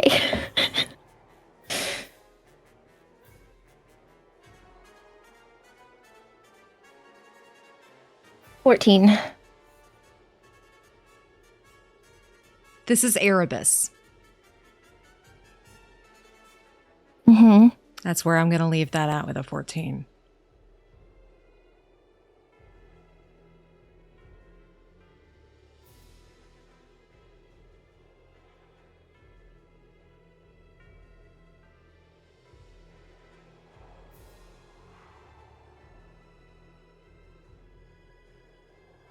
I guess then...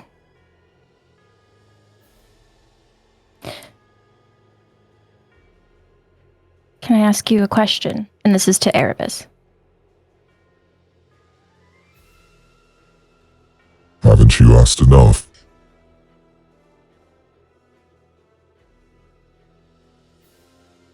I haven't. If you want your soul, you'll answer all my questions. Go ahead then. Ask your question.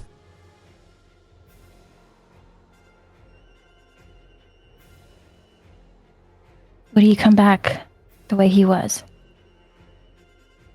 Would you taint his soul? The only way I will do this, the only way I will give you what you want, is if he comes back the way he was before you took him. I never took him. He never had one to begin with. But I will give him a soul, and it will not be tainted.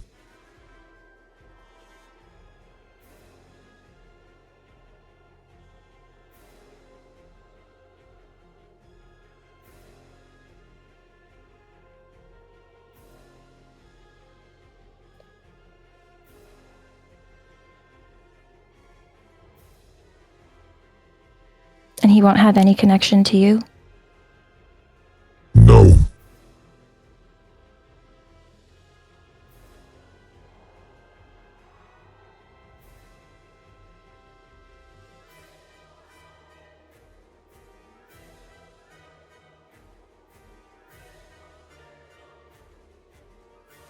I think the answer is no, but can I just ask, do we hear any of this? Y'all hear what Velphie is asking Straya?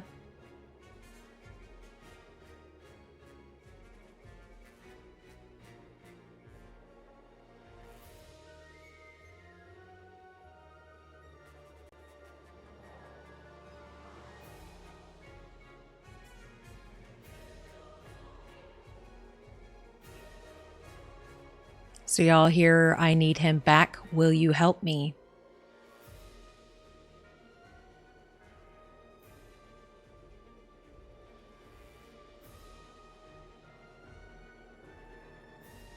Do we need to put his body up there? What?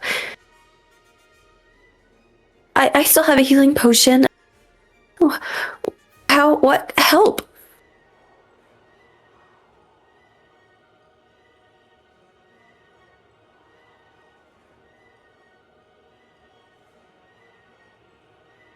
Velphie won't answer Ruby.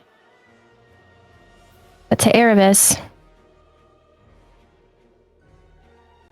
how do I know I can trust you? How do I know you'll keep your word? That he'll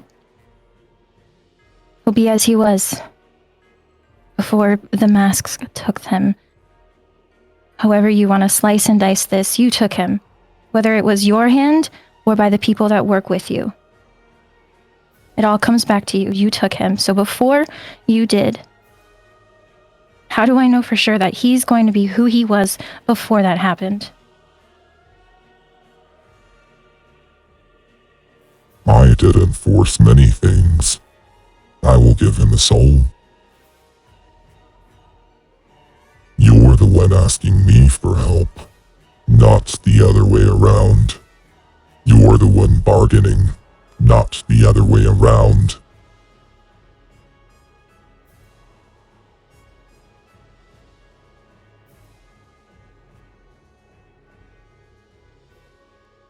You called for me.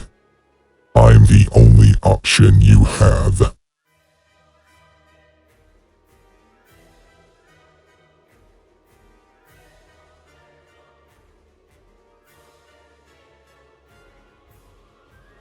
I think at this point, you kind of see Velphie. She's looking between Straya and Antir, just going back and forth. Like, you can see she's, like, really thinking hard. And she looks, like, really, really conflicted.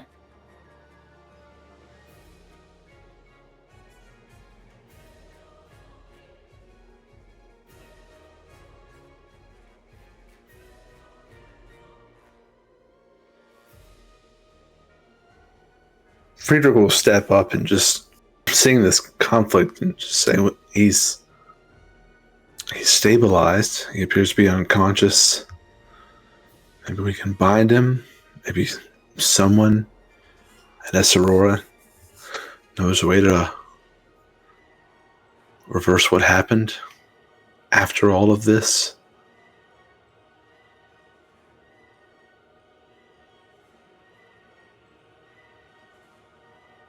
When he wakes up, he'll, the way he was, he'll try to kill us or run. It's not the Antir I know anymore. But I can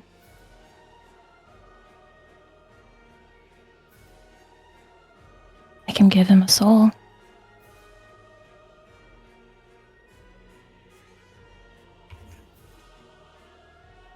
And how can you do that?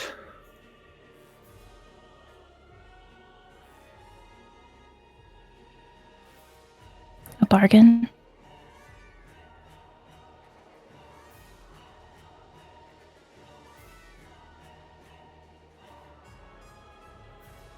There are very few beings powerful enough to bargain over souls. I think I know of two.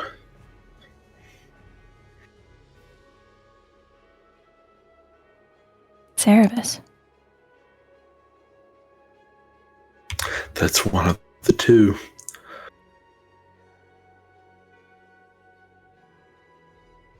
So we're on our way to either kill or banish Erebus.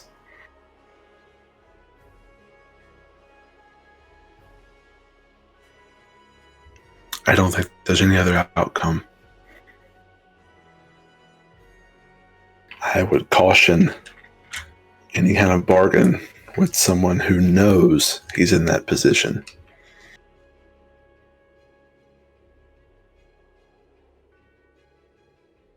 He said he wouldn't be tied to him.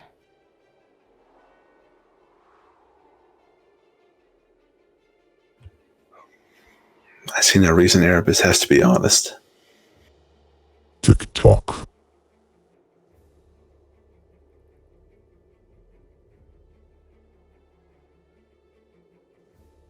You see her eyes dart over to Straya.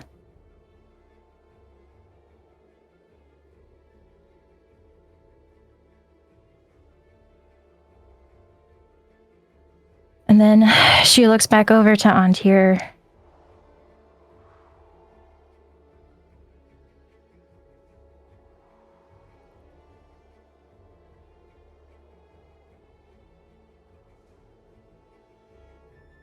And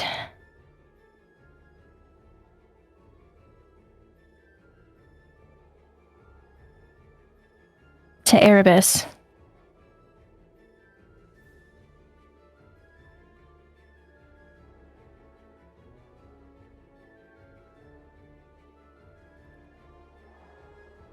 I'll do this without you. But you will get your comeuppance. I'll make sure of it. And I will not be denied twice. You see the collar break. And when that collar breaks, it inserts into Antir's neck, and you all hear the frying and electrification of a body.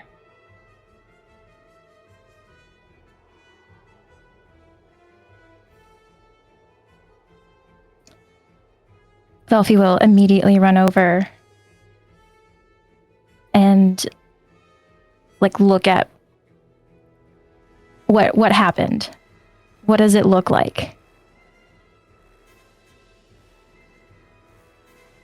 Like the collar broke. And Antir is nothing but chars.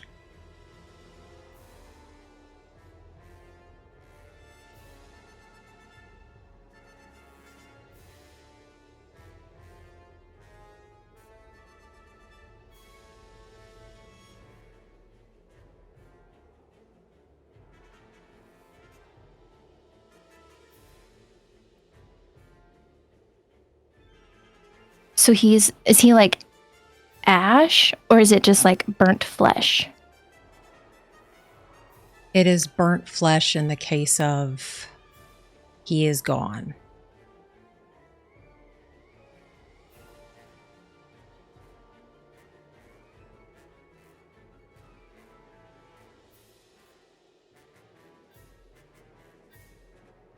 She kneels down.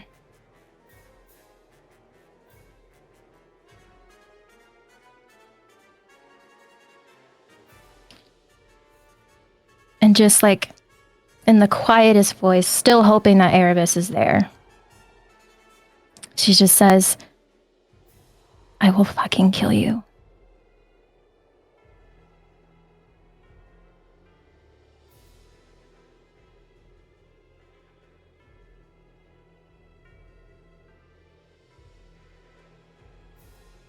And she just kind of pulls the charred remains, I guess, onto her lap. Just kind of like this defeated look on her face. Just kind of not really knowing what to do next, other than just feel like the strongest emotion that she's probably ever felt in like the 2 years that she hasn't had a soul, and it's just rage. Velphie?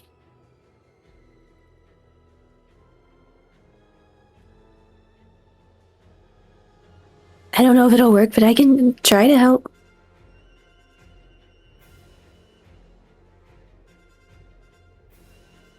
He's gone.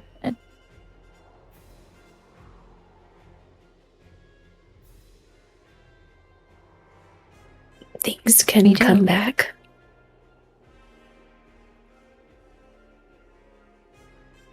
She looks at Ruby. What do you mean?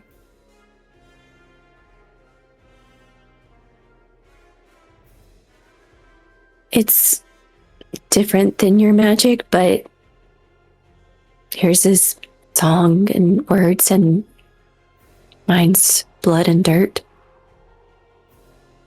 I've not tried it, so I don't know.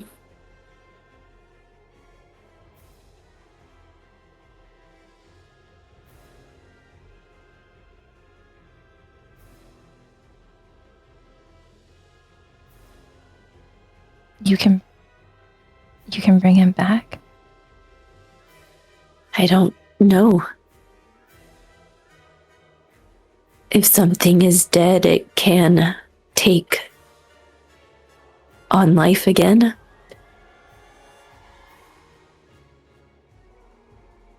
But I give it life.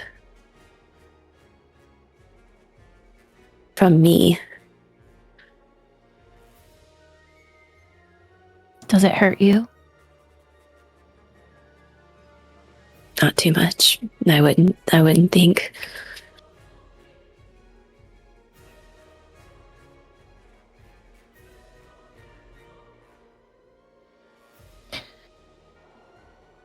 I can't ask you to do that.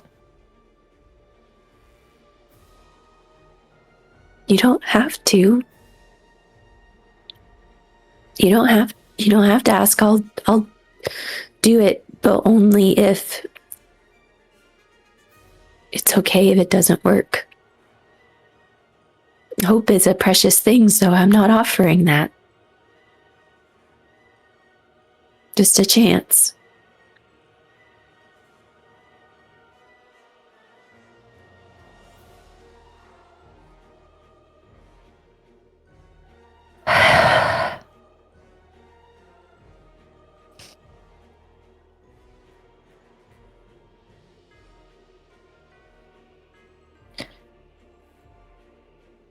I won't ask you, but I won't stop you. Okay. She'll slowly stand up and begin drawing symbols in the dirt, and she'll take off dolls and place them in 5 points around them. 3 of them have souls in it, so she's kind of thinking about the vitality of a circle that she's creating.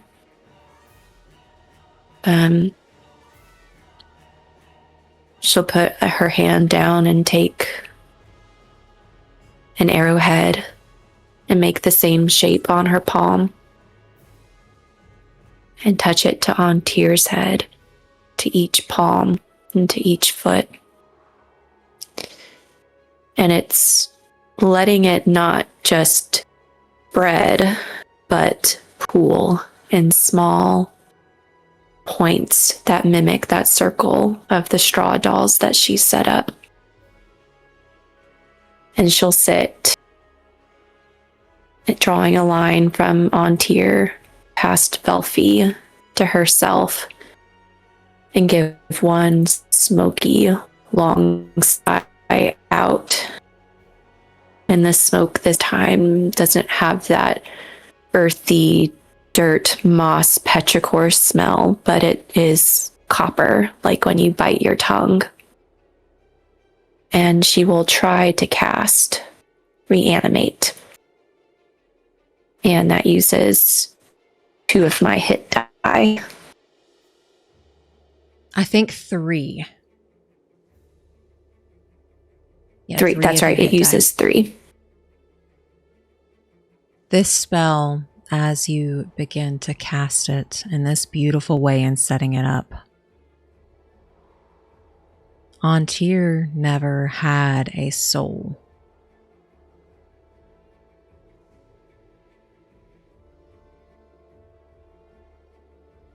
This is not typically how the spell would work. But with Antyr not having any essence of a soul, there's nothing to bring back. As you reanimate it, you reanimate a corpse.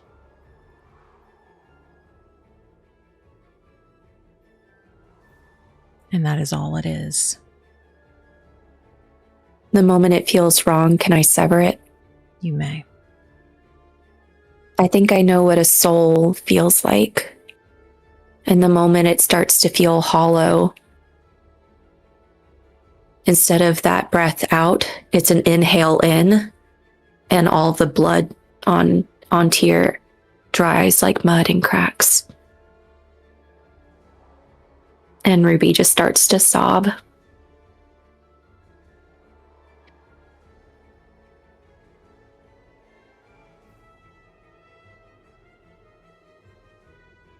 Velphie will walk over and put a hand on Ruby's shoulder.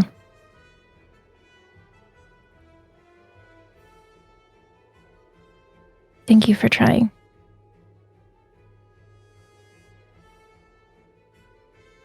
I wanted to help. So I'll help you kill him. I'm sorry, Velphie. We'll bleed him dry.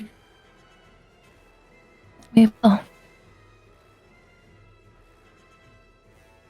With that, as you continue your travel in this realm after a grueling battle that you all just endured, it takes you about a week before you get to Ashenward.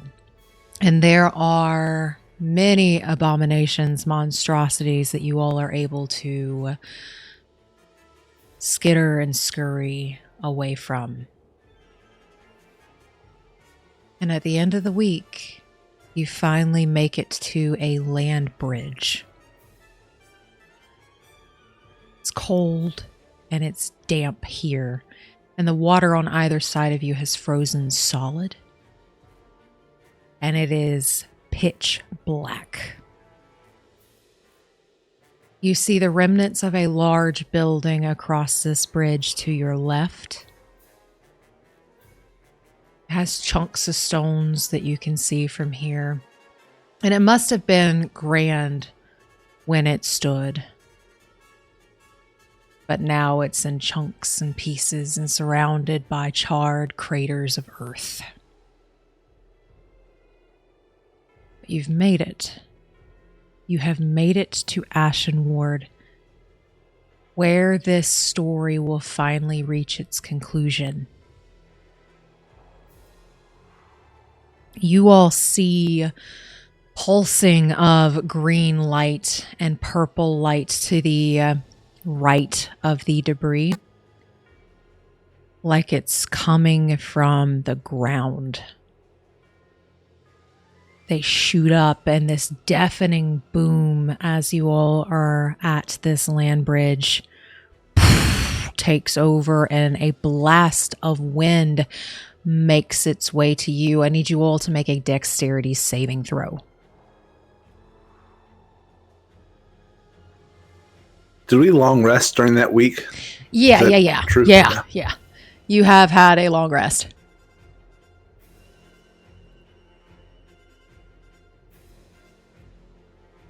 22. 22. 16. 16. 12. 12. 28. 28. Velphie, Friedrich, you are blown off your horse and take 9 points of bludgeoning damage as you hit the ground, as this blast of wind blows you flat to where you can't even lift your head. Quirin and Ruby, you're able to stand up, stay on your mounts. And this blast of wind takes place for about 5 minutes. Roll me a perception check, please.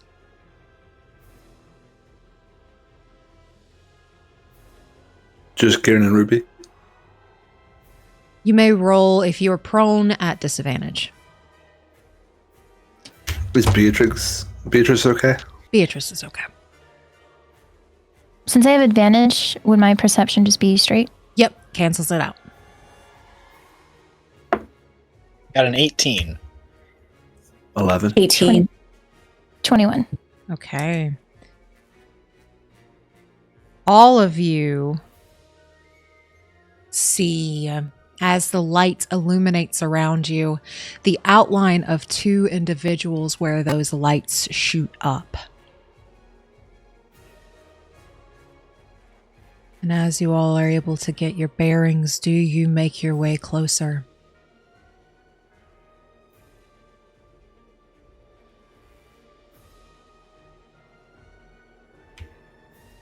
Yes. Yeah, I get back on Beatrice. That's what we came here for. And as you are making your way closer, You begin to realize that the earth has cracked. And this is where the realm of shadow is pulling your realm closer to its. You see two people near the fracture. One is elegantly dressed in dress robes, and you all have seen him before. In the ritual room in Sidonia, the one that came out of that door and claimed that he was Beltov's brother.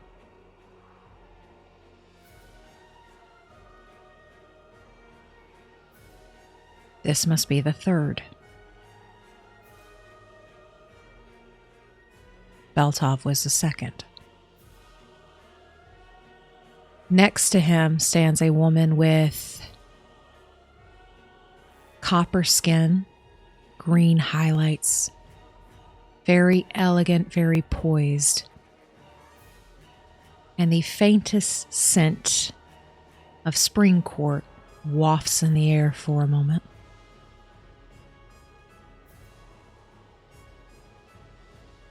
They will both turn around as you get closer.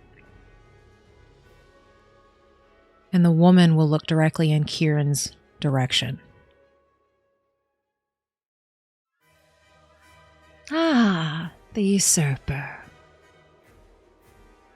It's a pleasure finally to make your acquaintance. Oh, you know me? You took my throne. And she will cast a spell at you. I need you all to go to roll 20. And if everybody would, go ahead and roll initiative.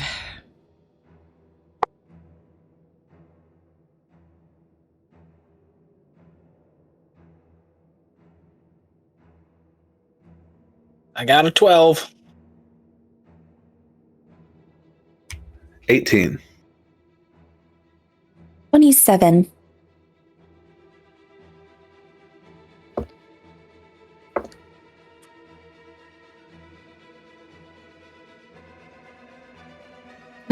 Okay. Okay. And with that, our order is Ruby, Anthara, Siren, Velphie, Friedrich, Quirin. With that, Ruby, what are you doing? How do you start us off? Okay. I know this dude is probably not good. So I'm going to move 1, 2, 3, 4, 5, 6. Shoot him. Go for it. Okay. Okay, that's 32 to hit. A 32 hits. Roll your damage. Because this is my first round as a Gloomstalker, I got advantage, so I get sneak attack on this one. Perfect. Okay. And can he roll an intelligence saving throw? He can. He's probably not scared, but that's okay. Intelligence is a 16. Oh my Or, goodness. excuse me. I think that actually... Excuse me. I'm sorry. I did the wrong thing. 10 plus 11 for a 21. Oh, he passes. He's fine. Okay. So, but he still takes some damage. Okay, so that is 8, 9, plus 5, 14, 16, 17, plus 6, 23, plus 8, 31 points of damage. And feel like I never get to do this because they're never close. Ooh. I'm going to do Wails of the Grave. So she takes damage too. Perfect. Okay, let's see. Where are you? it's been so long. Okay. Immediately after you deal your sneak attack, blah, blah, blah, creature within 30 feet of the first creature takes 3d6 necrotic damage. Ooh. So she will take 15 points of necrotic damage. Use that up. 15. Okay, now I'm hitting him again. Alrighty, roll to hit. Okay, another 32 to hit. So that is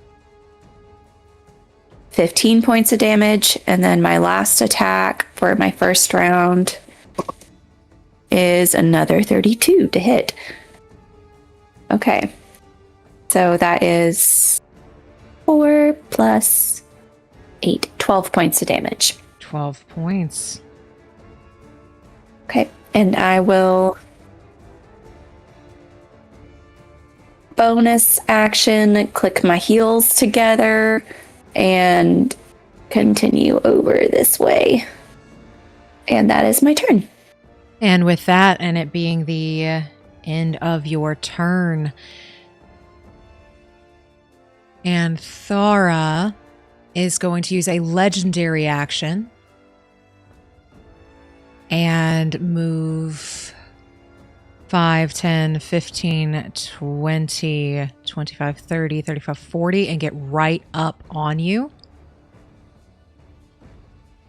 And then Siren, from where he currently is going to use a legendary action.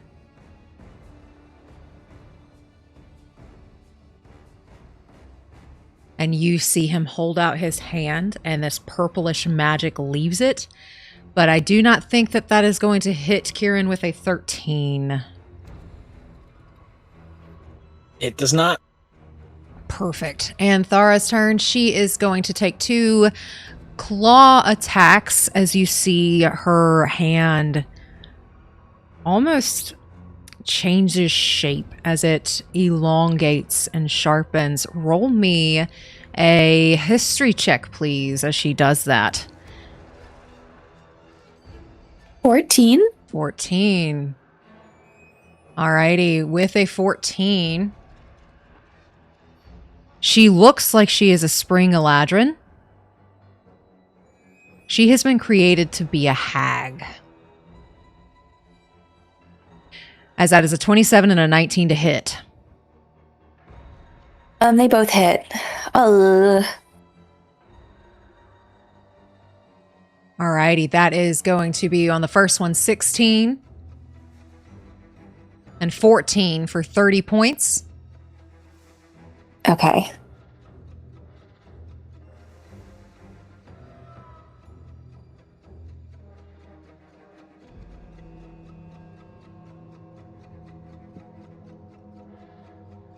I can uncanny dodge the 16. So that's 22. Can we use a reaction to reduce the damage of the first one? Yeah. Oh wait, no, I think she's sorry, never mind. She's too far. Sorry, I take it back. And then as she's running, she casts this spell at Quirin for a 30 to hit. Damn, yeah. 29 points of force damage. Ow. As she cackles, Usurper's going to die today. It is now Siren's go. As that is happening, Siren is going to, again, hold his hand up. And he is going to, at 3 of you, Velphie for first, 28 to hit. 14 points of force damage. Friedrich, I don't think a 14 hits. It does not. Quirin, a 29 for 26 points. Okay. 26 points. And with that, that is both of their goes. He is going to stay there. Velphie, you are up. Okay. Let me find it. I am going to cast Mirror Image And I believe that's all I'm going to do action-wise. But I'm going to move 5, 10, 5, 10,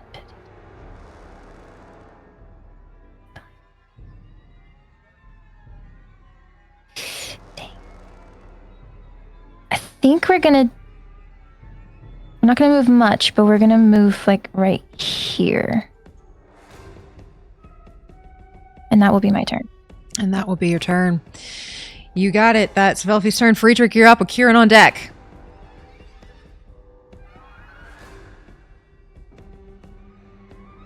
Okay, let's see if I can do this. I'm going to run out. 1, 2, 3, 4, 5, 6. Is that a... What is this beside me on the ground? That is just a charred, like, crater. Could I fall into it? Would that be bad? No, you cannot fall into it. I mean, you could, if you really fucked up, I mean, you could probably roll into it, but it's just But like I'm not going to get like knocked off the side or something. No. Okay, that's what I was looking for. I'm gonna blast out a... What do I want to do it at? I think 5th level. 5th level, so many spell levels now. Let's do a 5th level, which is base level innervation at Thara. Now let's do it. Let's do it at Siren. You're doing what now? Siren, sorry. Let's do 5th level innervation. Alrighty. I need you to make a Constitution saving throw. Oh, buddy, what did I do? Hey, 11. 11. As you go to cast a 5th level spell, your tongue gets twisted, and the words for the verbal components do not work properly as you have been counterspelled by a hag.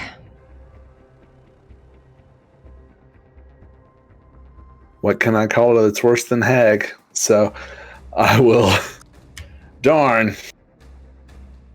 Okay, no reactions to that? Let's see then. With that, until this curse ends because you failed, you cannot cast spells with a verbal component until, let's see, the end of the hag's next turn. It's a curse?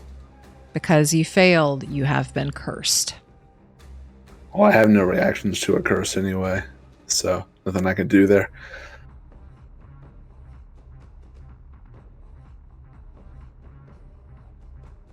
No spells with a verbal component until the end of her next turn. Okay, well, in that case, I'll just Misty Step then. Which is now more or less a cantrip for me. 1, 2, 3, 4, 5, 6. Guess we'll do it back. Hang on. 1, 2, 3, 4, 5. Boom, there we go. That'll be my turn. Okay. With that at the end of your turn, and Thara is going to take a legendary action and try to hit Ruby. I don't think a 16 hits. No, it doesn't. Alrighty. With that, Siren's going to take a legendary action and also try to hit Quirin with a 22. It hits.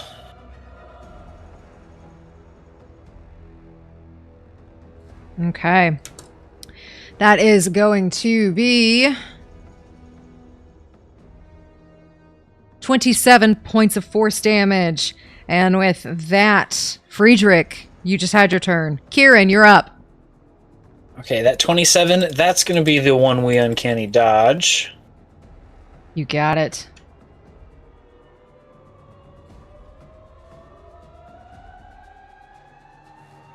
And then, so it's our turn. We will, let's see. How far away is this? Alright, we will use like 15 of our movement to get right there. And then our bonus action to Misty Step, Phase Step, over here to Anthara. Okay. And that counts as flanking, correct? That does count as flanking. Sweet. We're going to try and attack her. We got on the first one.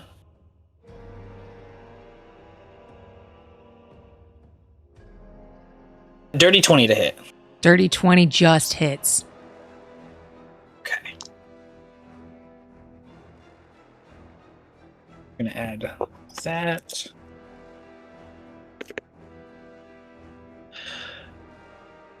Do you... Oh, okay. I can ask that later, actually. 15, 20, 20, 28,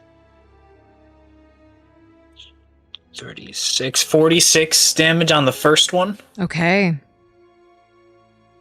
And we're going to go again.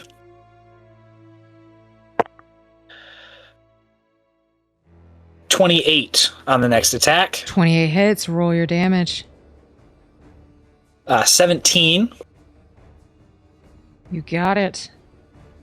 And we're going to action surge and do it again because we have advantage and we want the most of this. So, dirty 20 again to hit. Just hits.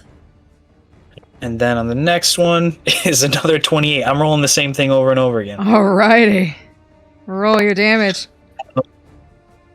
14 on one, 18 on the next, so 20, 32 in total between the two. Okay.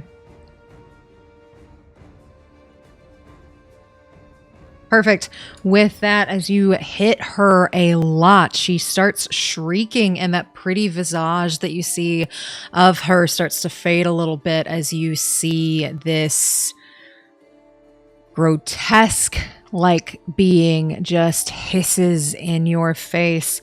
And with that, they are both going to take a legendary action. Quirin does a from her a 28 hit. Yes. Alrighty, 16 force damage. Real fast. Sorry, any of those attacks that Quirin made against Anthara, Okay. is she considered bloody with any of those? No. No, okay. I just want to be sure. And then the next legendary action is by Siren, and he hits Velphie with a natural 20. Luck point. Luck point. Natural 1.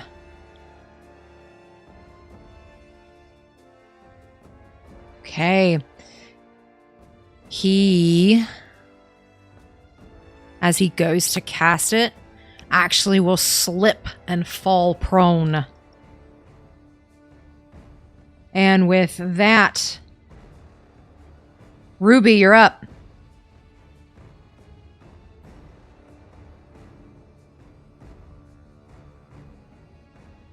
Okay. I don't like hags, so I'm going to shoot her. You got it. Roll to hit. It's a 23 to hit. 23 hits. Roll your damage. Okay. And I need to make an intelligence saving throw. Okay. She fails, but she is immune to frightened. Oh. Of course she is. Okay. Let's see. So, her damage from my first attack is 12, 18 plus 9. It's 27 plus 8.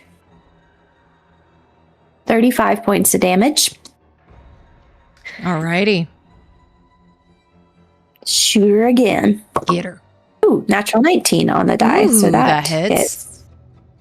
Okay, another 13 points of damage. Another 13 as you hit hard. And as I'm doing that, I think because she's really close to her, I'm going to bonus action cast Blood Rush. Ooh. And I'm going to regain some health. So as she shoots her twice, the blood kind of like splatters out on Ruby and coalesces into a bracelet. And I'm going to get 5 plus my spellcasting modifier for 9 hit points back. Perfect. As you get some hit points back from that, is there anything else you wish to do on your turn?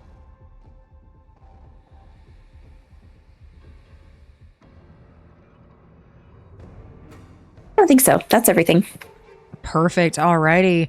With that, Siren's going to use another legendary action. Is going to go for Professor Friedrich with a 28 to hit. Yeah, that hits. For 30 points of force damage Any specifically. certain kind? Force? Okay. And Quirin and Thar is going to try and swipe at you for a 19 to hit.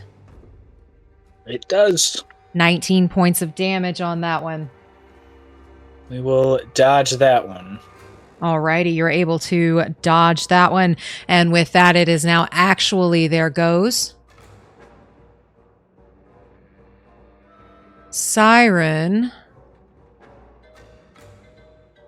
is going to...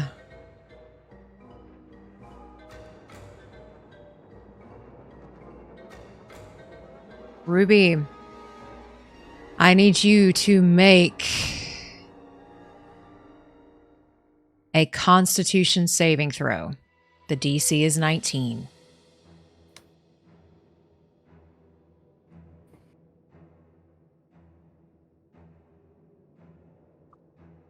Okay, that's a 17 on the die. Ooh. And I have a +2 in con, so a 19. Perfect. Meets it, beats it. As he points his finger at you, die. He finger of deaths you, and that is going to be 35 plus 30 for 65. So you take 32 points of necrotic damage. Oh, I just took something. I have a feat. I have a thing. I have a thing. What is this? Let's see. Okay, so I will use my vitality ward and roll a number of d6s equal to my proficiency bonus and add them together, and I will reduce that necrotic damage. Okay. Perfect. So what is my proficiency? Where is that on the sheet? 6. I get 66. Yay. Okay. 9, 10, 11, 12, 18. So it was how much? 30 points of damage? 32. 32 minus 18 is 12. 12. I take 12 damage, right? I think it's 14. 14. Thank you. Okay. There we go. And I will mark that as used. Yay. You got it. And with that, Anthara is going to take her attack. She's going to attack Quirin on the first one for a 16. I think that misses. It does. Did not like the fact that she missed. She's going to go after you again, and that's a 23 Indubitably. for 14. And I need... Let's see.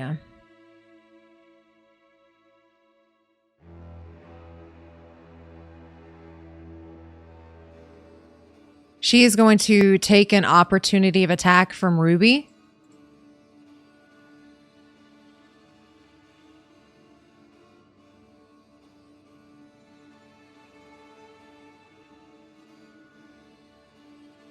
Does a 21 hit? 21 hits. Roll your damage.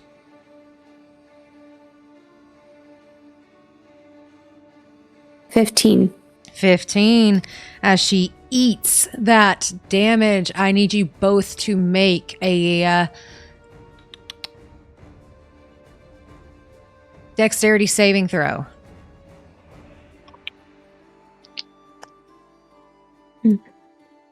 pretty good. 29? Okay, 29 passes. 26. 26 passes, so you only take half, and that is a little 16 points of lightning damage. And you are I not will use cursed.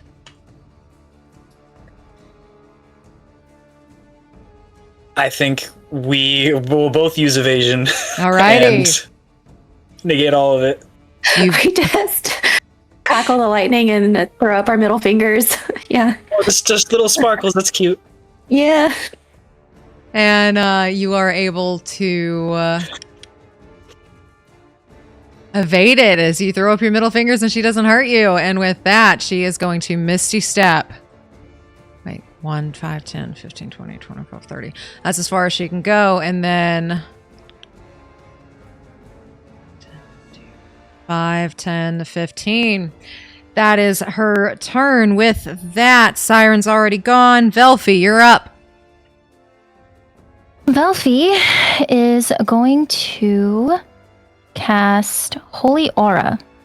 So this creates a 30-foot radius around me, and the creatures of my choice have advantage on all saving throws, and other creatures have disadvantage on attack rolls against them. In addition, when a fiend or undead hits an affected creature with a melee attack, the attacker must succeed on a Constitution saving throw or have the blinded condition until the end of its next turn. Roll me a Constitution saving throw. Your DC is a 19. Okay. Constitution saving throw. Okay.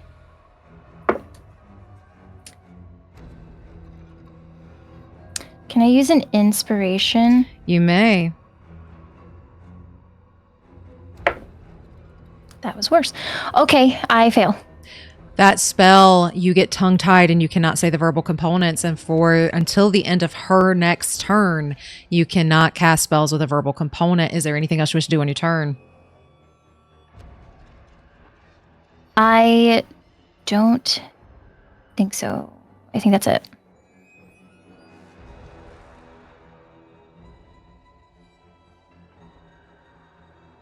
Any bonus actions you wish to do? No, I think my bonus actions are all verbal anyway. Okay.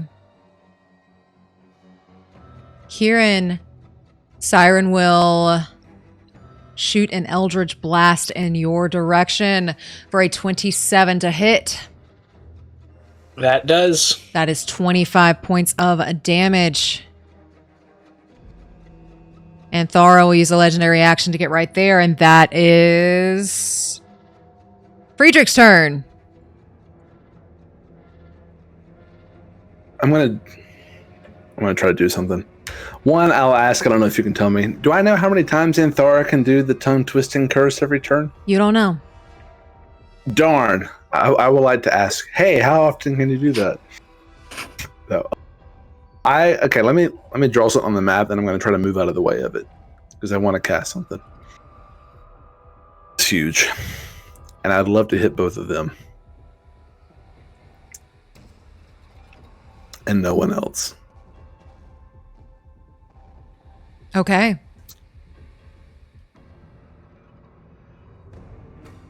Okay. Wherever that is, can you see the center of that? I can see the center of that.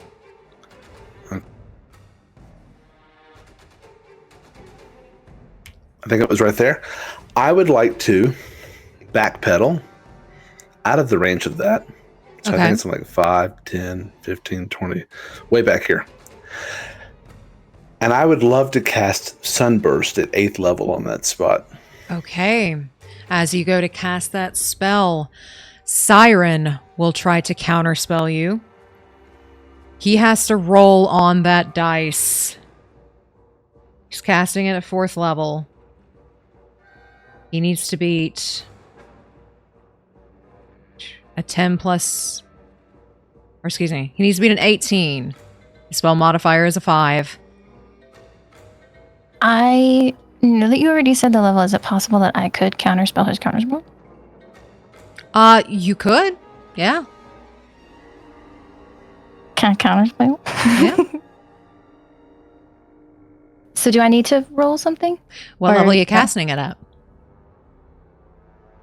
I was gonna do 4th level, but if that's not okay, I can do it at a lower level. 4th level's fine. That's a spell slot taken away. Yeah. Alrighty. With that spell goes off, Professor Friedrich. What do they need to do? Does it really? Okay, cool. So that is I lost it. Where'd it go? I've never got to cast it before. That is a 21 DC Constitution saving throw. Everything within that 60-foot radius, which is why I tried to hit only them. Okay. They both fail, but they both use a legendary resistance. Okay, so they don't get blinded and they don't get the other conditions, but they do take half of 12d6 radiant damage. Okay. So I'll roll that up.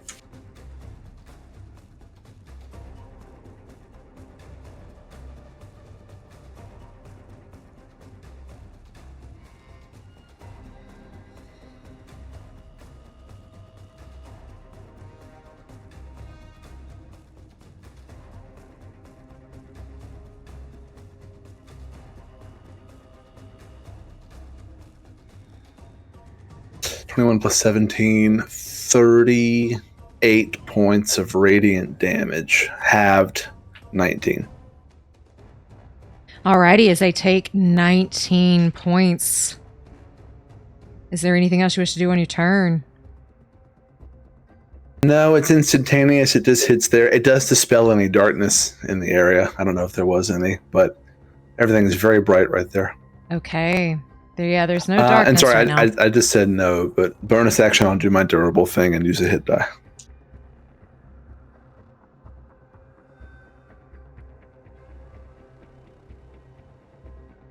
And with that, they are going to use a legendary action. And Thara is going to attack Velphie.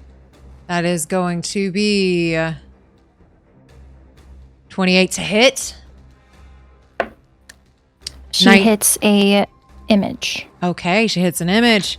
With that, Siren is going to try and attack Ruby. That is a 24 to hit. And that is 42 points of damage. Okay. And can I uncanny dodge or no? With it being an attack roll, yes. Yes. Okay. So I will uncanny dodge. You got it. You're able to uncanny dodge. And with that, Friedrich just went. Quirin, you're up. Cool. There's nothing about that spell Friedrich just cast that lingers, correct? It's just the instantaneous then it's gone? Correct. Okay, so we will move just a little bit and then face step again to get right behind Anthara. And we're going to try and whack her. You got it. For a 26 to hit. 26 hits, and she is bloody at this point. Sweet, I like that even more.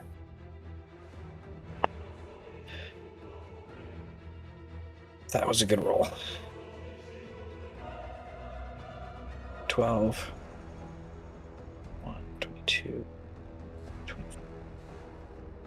28. 38 damage on, or excuse me, 48 damage on that. 48. And then we're going to do it again. Okay. Oh, that was... I swear that was a 20, but it was cocked. Dang it. Oh, no! It would have been a 20 if the side of my thing wasn't there. Damn it. 31 to hit. 31 hits. Roll your damage. 18. 18. And then... just on that first hit, since she was bloodied, I can do this once a turn. I can use Bloodlust and expend a hit die, add my Constitution to that to regain some HP, and I got 7. Okay, you get 7 points back. And then that is all. Perfect. And with that, Ruby, you're up.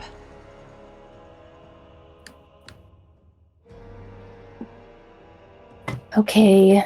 I think they're still really far apart. I will double check and measure. Yeah, they're too far. Okay. Well, I'll hit her again. Okay. Roll to hit. All right. I'm going to. Yeah, I will bonus action steady aim. Okay. Get it. Okay. Glad I did that. 24 to hit. 24 hits. Roll your damage.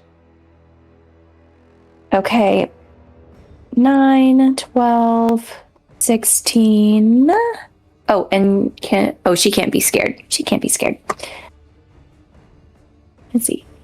15 plus 8, 23 plus another 8 is 31 points of damage. 31. And Okay. I'm going to try to hit her again. Go for it. All right, 32 to hit. 32 hits. Roll your damage. 8. 9 points of damage. 9 points. Perfect. And with that, is there anything else you're supposed to do on your turn? No, I think I'll stay put. So I'm good.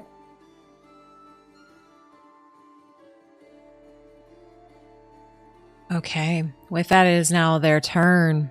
And Thara is not enjoying this.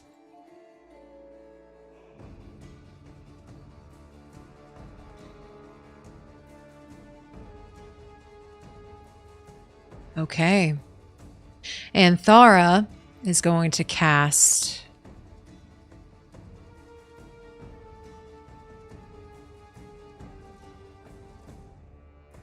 I need you all to make a wisdom saving throw. Everybody? Sorry, not you. Everybody else.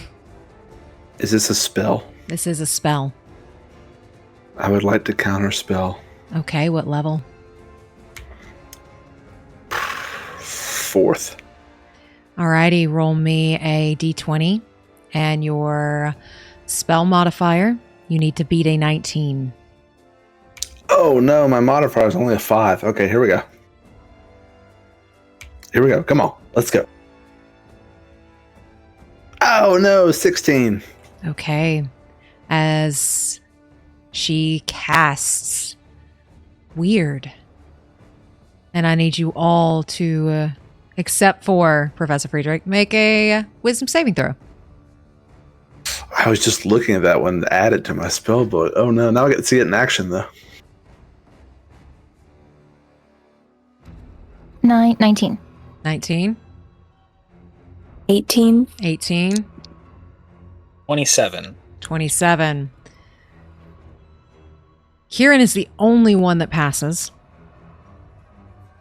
Ruby and Velphie, what terror do you and only you see?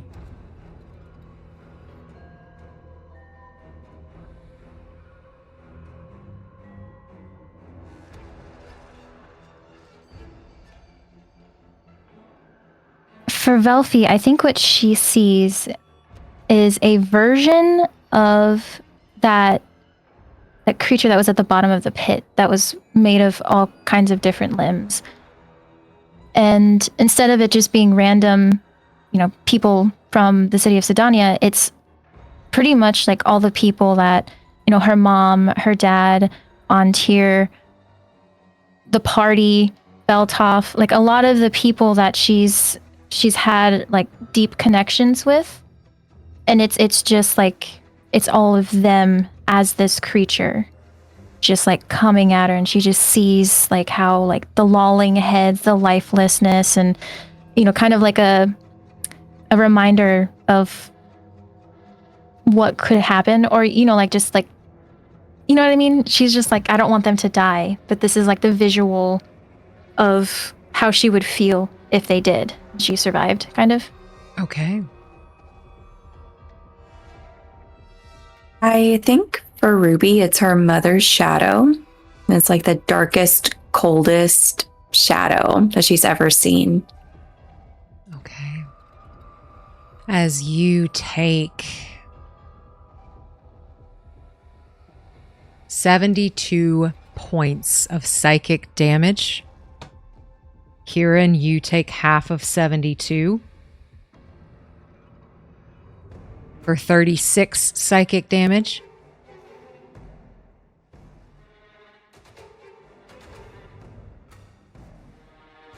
But you are resistant to psychic, I believe. Not yet. Is that something that we can uncanny dodge? Because it was a save, no. Okay. Then we are on the ground. Okay. Quirin is unconscious. With that, it is Siren's turn. Siren's going to look at Professor Friedrich, tilt his head. You're done. I need an intelligence saving throw of a 19. I'm done. Oh no. Okay. I've already used my reaction too. Okay. I have a pretty good save on that, but I hadn't been rolling well. 19, you say? 19.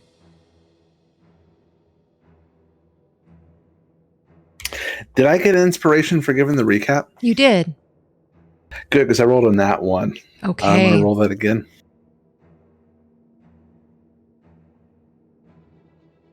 $28. We're glad that that went off, as it did with your inspiration, because that probably has saved you. From, dare I ask? Befuddlement.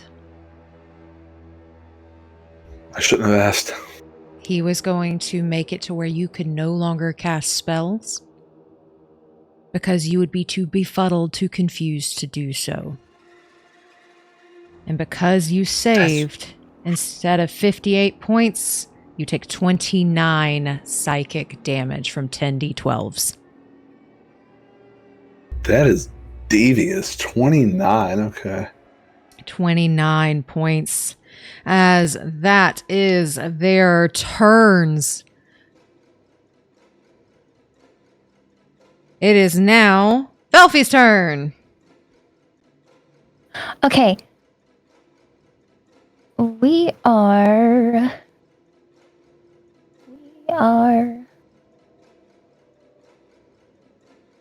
Oops, that's not me.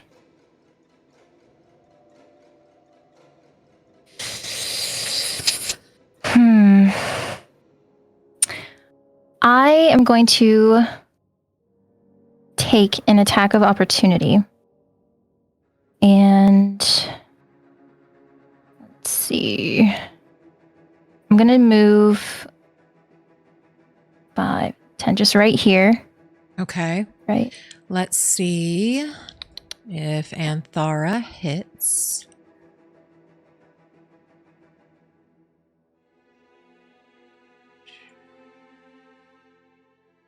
$27 for 20 points. Dang, that hits. You said 20? 20 points. Okay. And then I will cast Mass Cure Wounds. And that should reach myself, Quirin, and Ruby. 7d.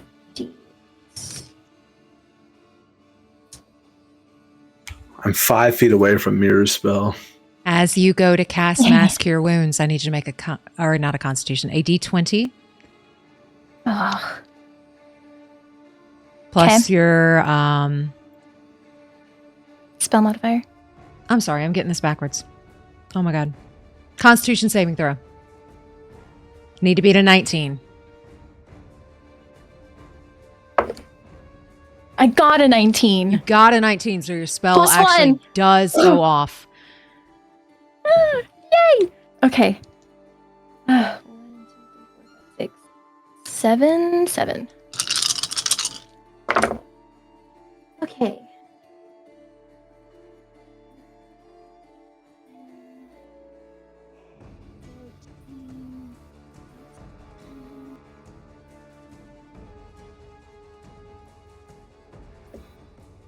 $35. Wait, 35, 38, 38. Okay.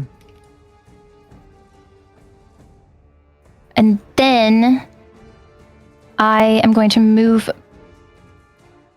back to where I was behind Anthara. Okay. And that is my turn. With that and it being the end of your turn, Anthara is going to take an attack against Quirin. 23 to hit for 19 It points. I don't think I've used my reaction yet. I honestly don't remember if I do. I don't think Okay, so. we'll just- I don't think you've used it. Oh, okay. So, sorry, how much was it? 19. Well, we're going to dodge it while we still can. And Siren will attack Ruby for a 17 to hit Oh, that's my armor class. for 30. Okay. I will uncanny. Perfect. You're able to uncanny dodge. Friedrich, you're up. Okay. This chick is toast. I'm going to move forward here. Let's see. 1, 2, 3. Just getting in range of whatever other spells might be around there. And the Cobra fingers come up. And we're going Finger of Death on Anthara, 7th level. Siren's going to try to counterspell. He needs to beat Finger of Death 7th level. He needs to beat a 17. He needs to roll a 12 on the die or higher. I hope he doesn't. He rolled an 18. That's more than 12. He counterspells. Is it possible to counterspell his counterspell? You can counterspell his counterspell. How would that work, though? What would I need to roll? You would need to cast counterspell. Well, yeah. What level are you casting counterspell? Oh. Let's do 4th. Let's do 4th again. That automatically counters. Does that mean Finger of Death goes off? Yes. Man, stop messing with my fingers. Okay, it is I think it's con. Let me check. Where'd it go? Yes, a 21 con save that Anthara will need to make. 22. That does it. So she takes half of 78 plus 30. Okay.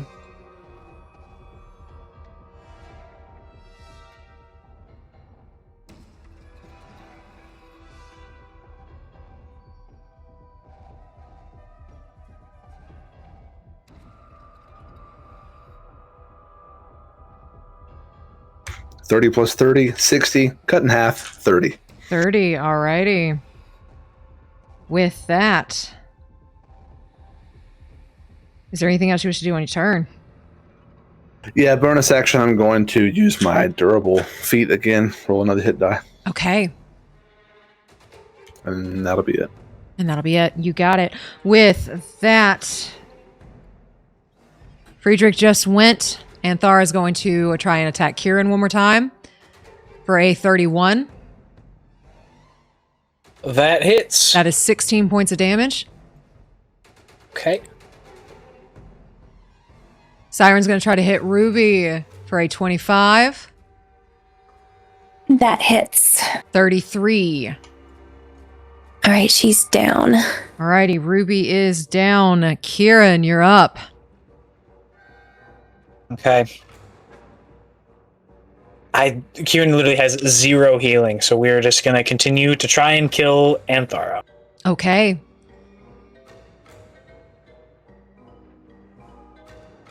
$20 or 30 something to hit. 30 something hits. Roll your damage.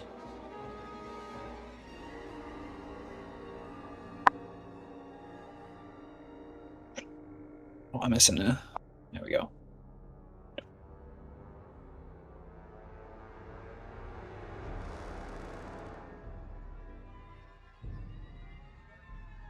31 damage on the first attack.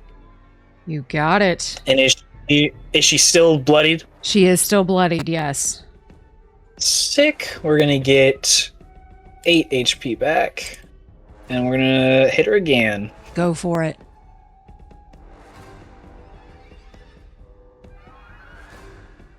$23 to hit. Okay, 23. That hits. Roll your damage.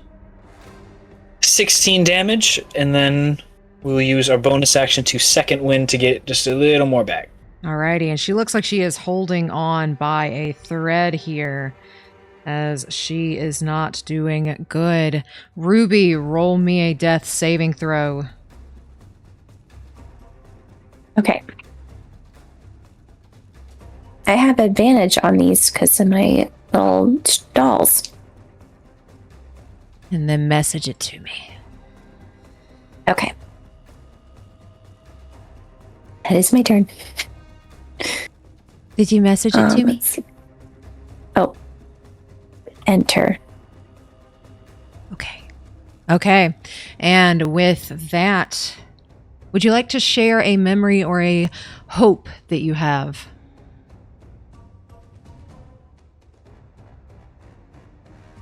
I think something that she really enjoyed recently was the mansion. I think for a second as she rests, her mind goes back there and they're all just sitting at the table together, and there's kind of weird shadows and like strange ambiance, you like how there is in dreams sometimes, but the focus isn't on that. It's on everyone smiling or eating or looking content, and all of us in our matching robes.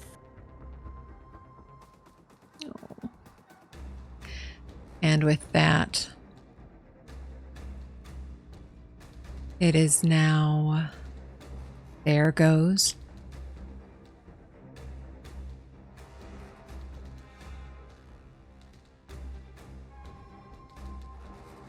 She is going to take an opportunity of attack from Velphie.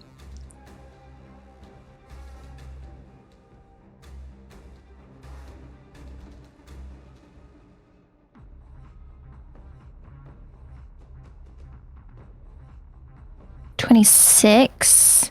26 does hit. Roll your damage.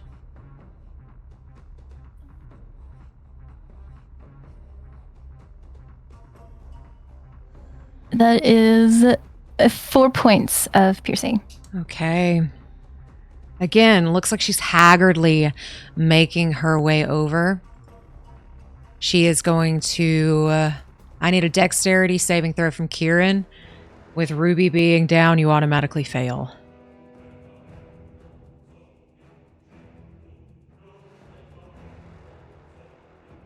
Uh, 23.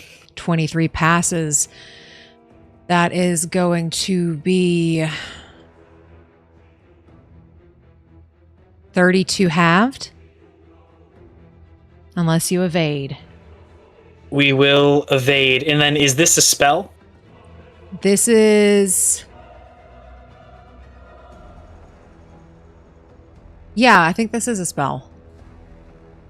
Oh, sick. I haven't been able to use this yet. She cast a spell. I have Mage Slayer. I'm going to use my reaction to attack her. Okay. Hit her. Oh! I had natural 20! As you attack her as she casts this spell, Ruby takes 2 failed death saves. How do you take down Anthara? I think we just weave out of the way of the spell that she casts. We probably run up right behind her and just stab her right through the back. Sword coming out the front. And I think we'll just kind of... We'll stab her, we'll grab the top of her head and just pull her ear close to our face and just say, death comes for us all, but it came for you first. And just pull the sword out and just let her fall. Okay. And as she falls, she hits the ground.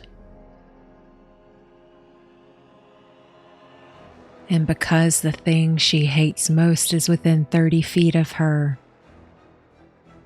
She shrivels to dust.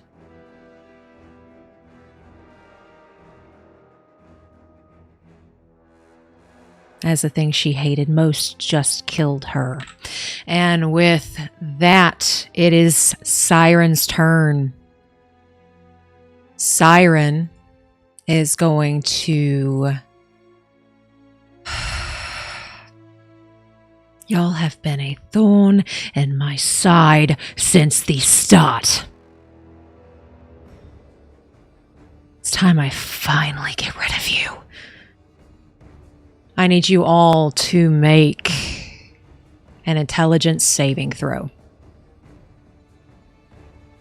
Ruby, you automatically fail. Is this a spell? Could I counterspell it? You may try. Okay. Can I cast it at 5th level? Roll me a d20 plus your spell modifier. You need to beat a 19. Jeez, okay. I'm going to use a luck point. Okay.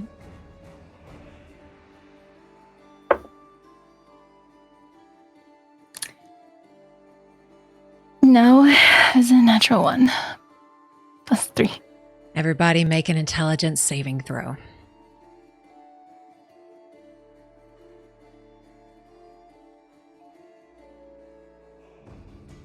You got a 29. 29. 23. 23. 15. 15. With that, Velphie, you failed. Everybody else takes... So Velphie, you take 41.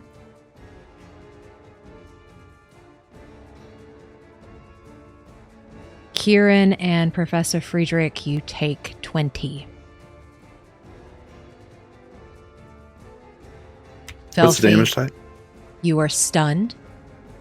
The damage type is psychic.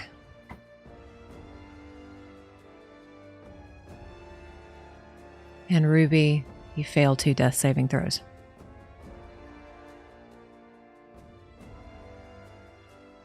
With that, that is Siren's turn, and Thara is dead. Velphie, you are up. So stunned means I can't do anything. Stunned, you are incapacitated. You automatically fail strength and dexterity saving throws.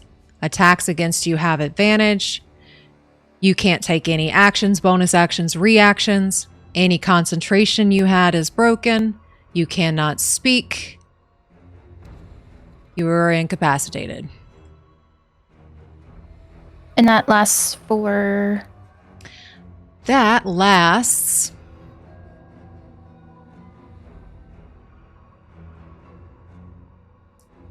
until you get out of the intelligence saving throw. You can make it at the end of each of your turns. So you're in it until you can pass an intelligence saving throw. With it being your turn, you may roll your intelligence saving throw. You need to beat a 19. Oh. 18. You're still stunned.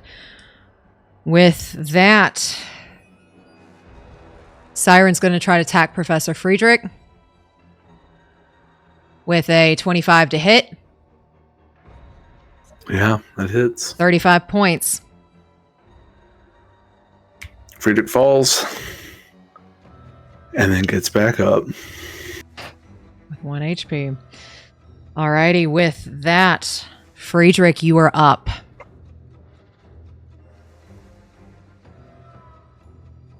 Can I assess the situation here? I have 1 measly hit point left. Can I tell? I know what state Ruby is in. Can Friedrich tell? Roll me a perception check.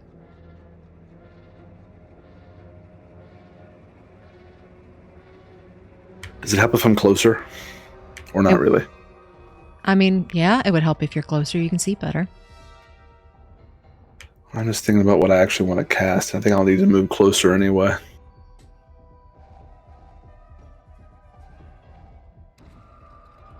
Is anyone else down? No. Okay. Perception 16. You can tell. So I know that Ruby has failed all death saves. What does Ruby look like right now? It's just a mess of hair and leather. And I think for the most part, she's abnormally still. If you can see Ruby on the battlefield, she's usually not one to stay down.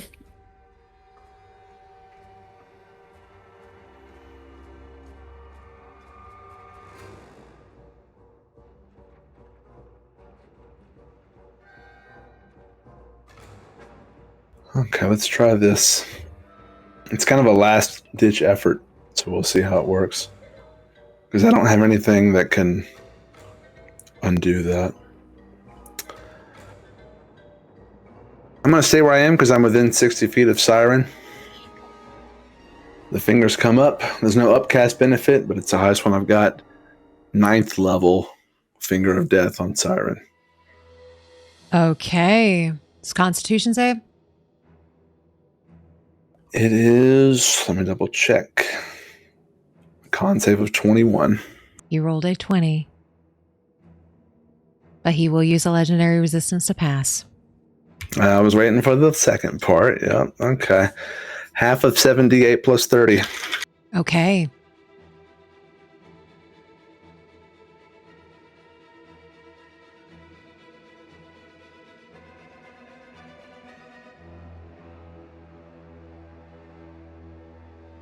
Not great rolls.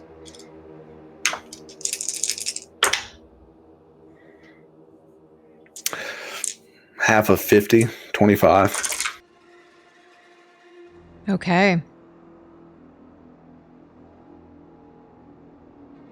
As he takes that damage, is there anything else you wish to do on your turn?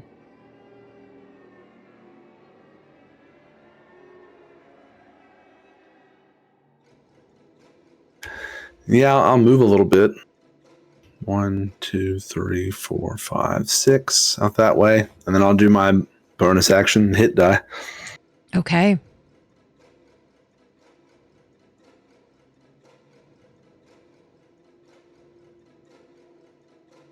That's all I can do.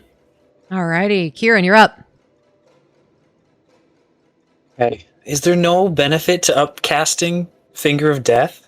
Not It's still Finger of 78? Death, no. Damn. It's just maxed out. I only have 1 7th, 1 8th, and 1 9th, and I've already used the 7th and 8th. Oh, okay. And I'm trying to hit him with con because he seems like an intelligence person. Yeah, again, we have 0 healing anything.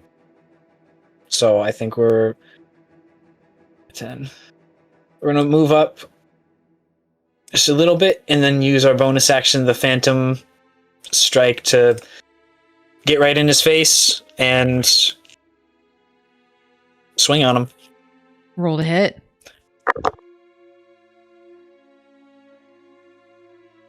$30 something again. 30 hits.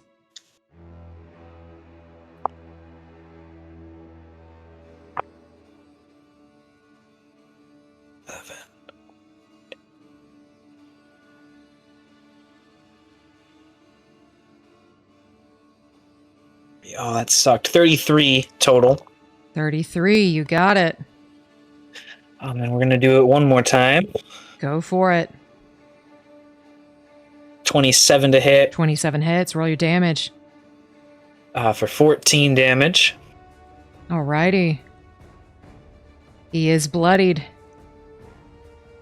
Sweet. Actually, I didn't add, we're going to add an extra D8 because we can do 1 extra damage on top of everything else. Okay. So 2 extra. You got it.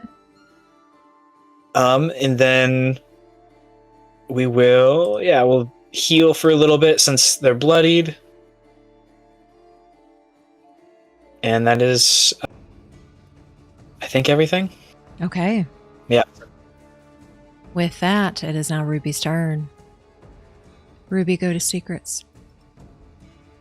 The mass on the ground, you see it begin to stir and kind of crack with that blue energy that you've seen, but it's deeper and it's darker, more like a midnight blue. As her back pops back into shape and her arms and elbows kind of flare out in unnatural patterns, and Ruby stands and her posture is graceful and her hair is now fully white and she's slightly more gaunt, but has a look of confidence and poise that you haven't seen before. As she takes a deep breath, and it's almost like as she exhales, that smoke you've seen before, now it's laced with starlight. She casts Hunter's Mark on Cyrus and lets go of 2 arrows. Roll to hit. Okay. It's a 34 to hit. 34 hits, roll your damage. Okay. Hunter's Mark die.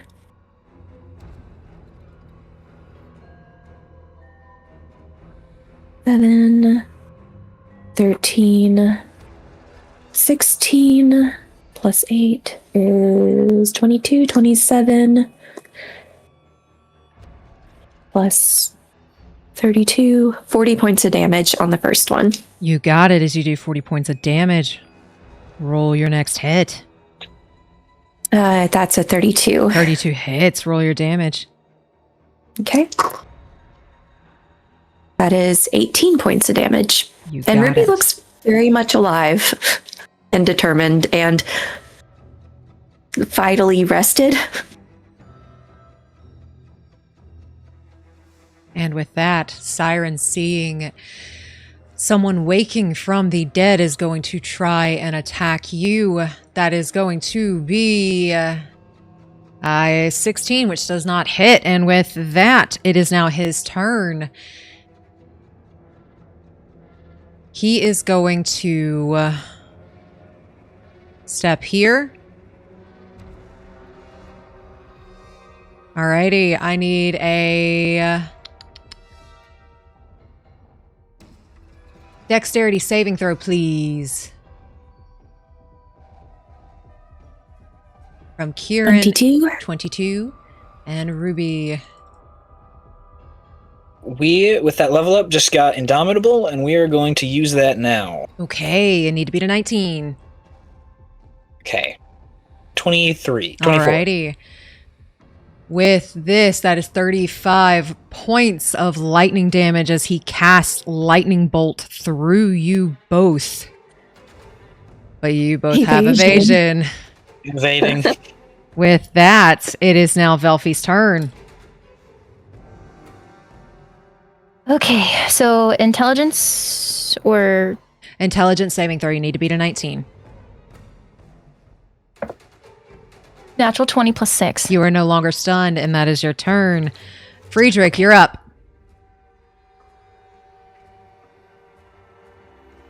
I want to do bad stuff to him. I'm going to. Okay. Let's see. What is the range on this fucking spell? I hope you said that out loud to him. Bad stuff coming your way, homeboy. Friedrich wouldn't say homeboy. I'm going to move up just a little bit, and I'm going to sling out a 5th level innervation at him, which is a 21 dex save. Alrighty. Dexy, not Dexy. Alrighty. That is a 21. No, I didn't want him to do that. Okay, so he only takes 2d8, but I do get to heal for half of that. Okay. Come on, high roll. Not bad. 9 points. Takes full 9 points, and I heal for 4. Well, Okay, hit points equal to half the amount of necrotic damage. So I guess I round down. Oh, actually, he just cast a spell. Can we use a reaction to slice and dice? Wait, no, Friedrich cast a spell. I know, but it might be too late. Siren But did. yeah, he cast the lightning bolt. Oh, I know. hold I'm a on. turn too late. Hold on, Okay. we'll come back to that. Friedrich, what was your bonus action? Just the durable thing where I rolled a 2, so I get 2 HP back. 2 HP back, you got it. Okay, Quirin. Okay, I'm sorry that I was a turn late. You're okay. New Just stuff. realized. Y'all just got these new levels, so 32 to hit. 32 hits, roll your damage. It's just a regular old man. 11 damage. 11 damage, alrighty. That hurts. Alright, with that, he is going to use a legendary reaction and try to hit Velphie for a dirty 20. That is 30 That hits. points. With that, it is now... Velphie is down. Velphie is down. Quirin, you're up. Okay. We will use our bonus action to do the Phantom Strike. We're just moving over just the one spot. It gives us advantage on our attacks, so we are going to do that. Okay. Oh, that was a 19. He could have been a 20. 30 something to hit on the first one. Roll your damage.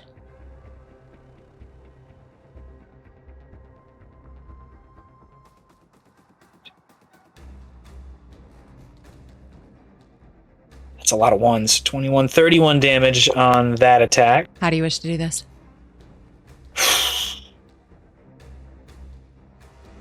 I think it's with what's happened now. I think it's just a few quick slices, like one across the neck, another just across like the torso, the gut, and then maybe another one at the knees, and just letting him fall. He crumples. And you hear this screech, this loud scream as light begins to spurt from that fracture in the ground, and it begins to rumble and the earth starts to crack closer to where you are, like it's trying to spread even further into this realm as you have taken out another 2 of Erebus's offspring.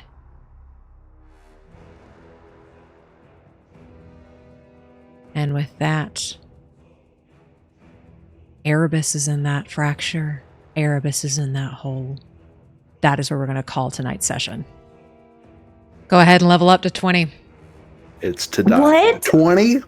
Ow! Yo! Oh my gosh. Oh I'm my going to keep time gosh. to pick these spells, though. Thank you so much for watching Session 56 of the Order of Narvosc. If you're excited for Session 57, please make sure to like, subscribe, and ring that bell. That way you get notified when the next session comes out. Please make sure to check out our player social media accounts as well. You can find those links in the description below.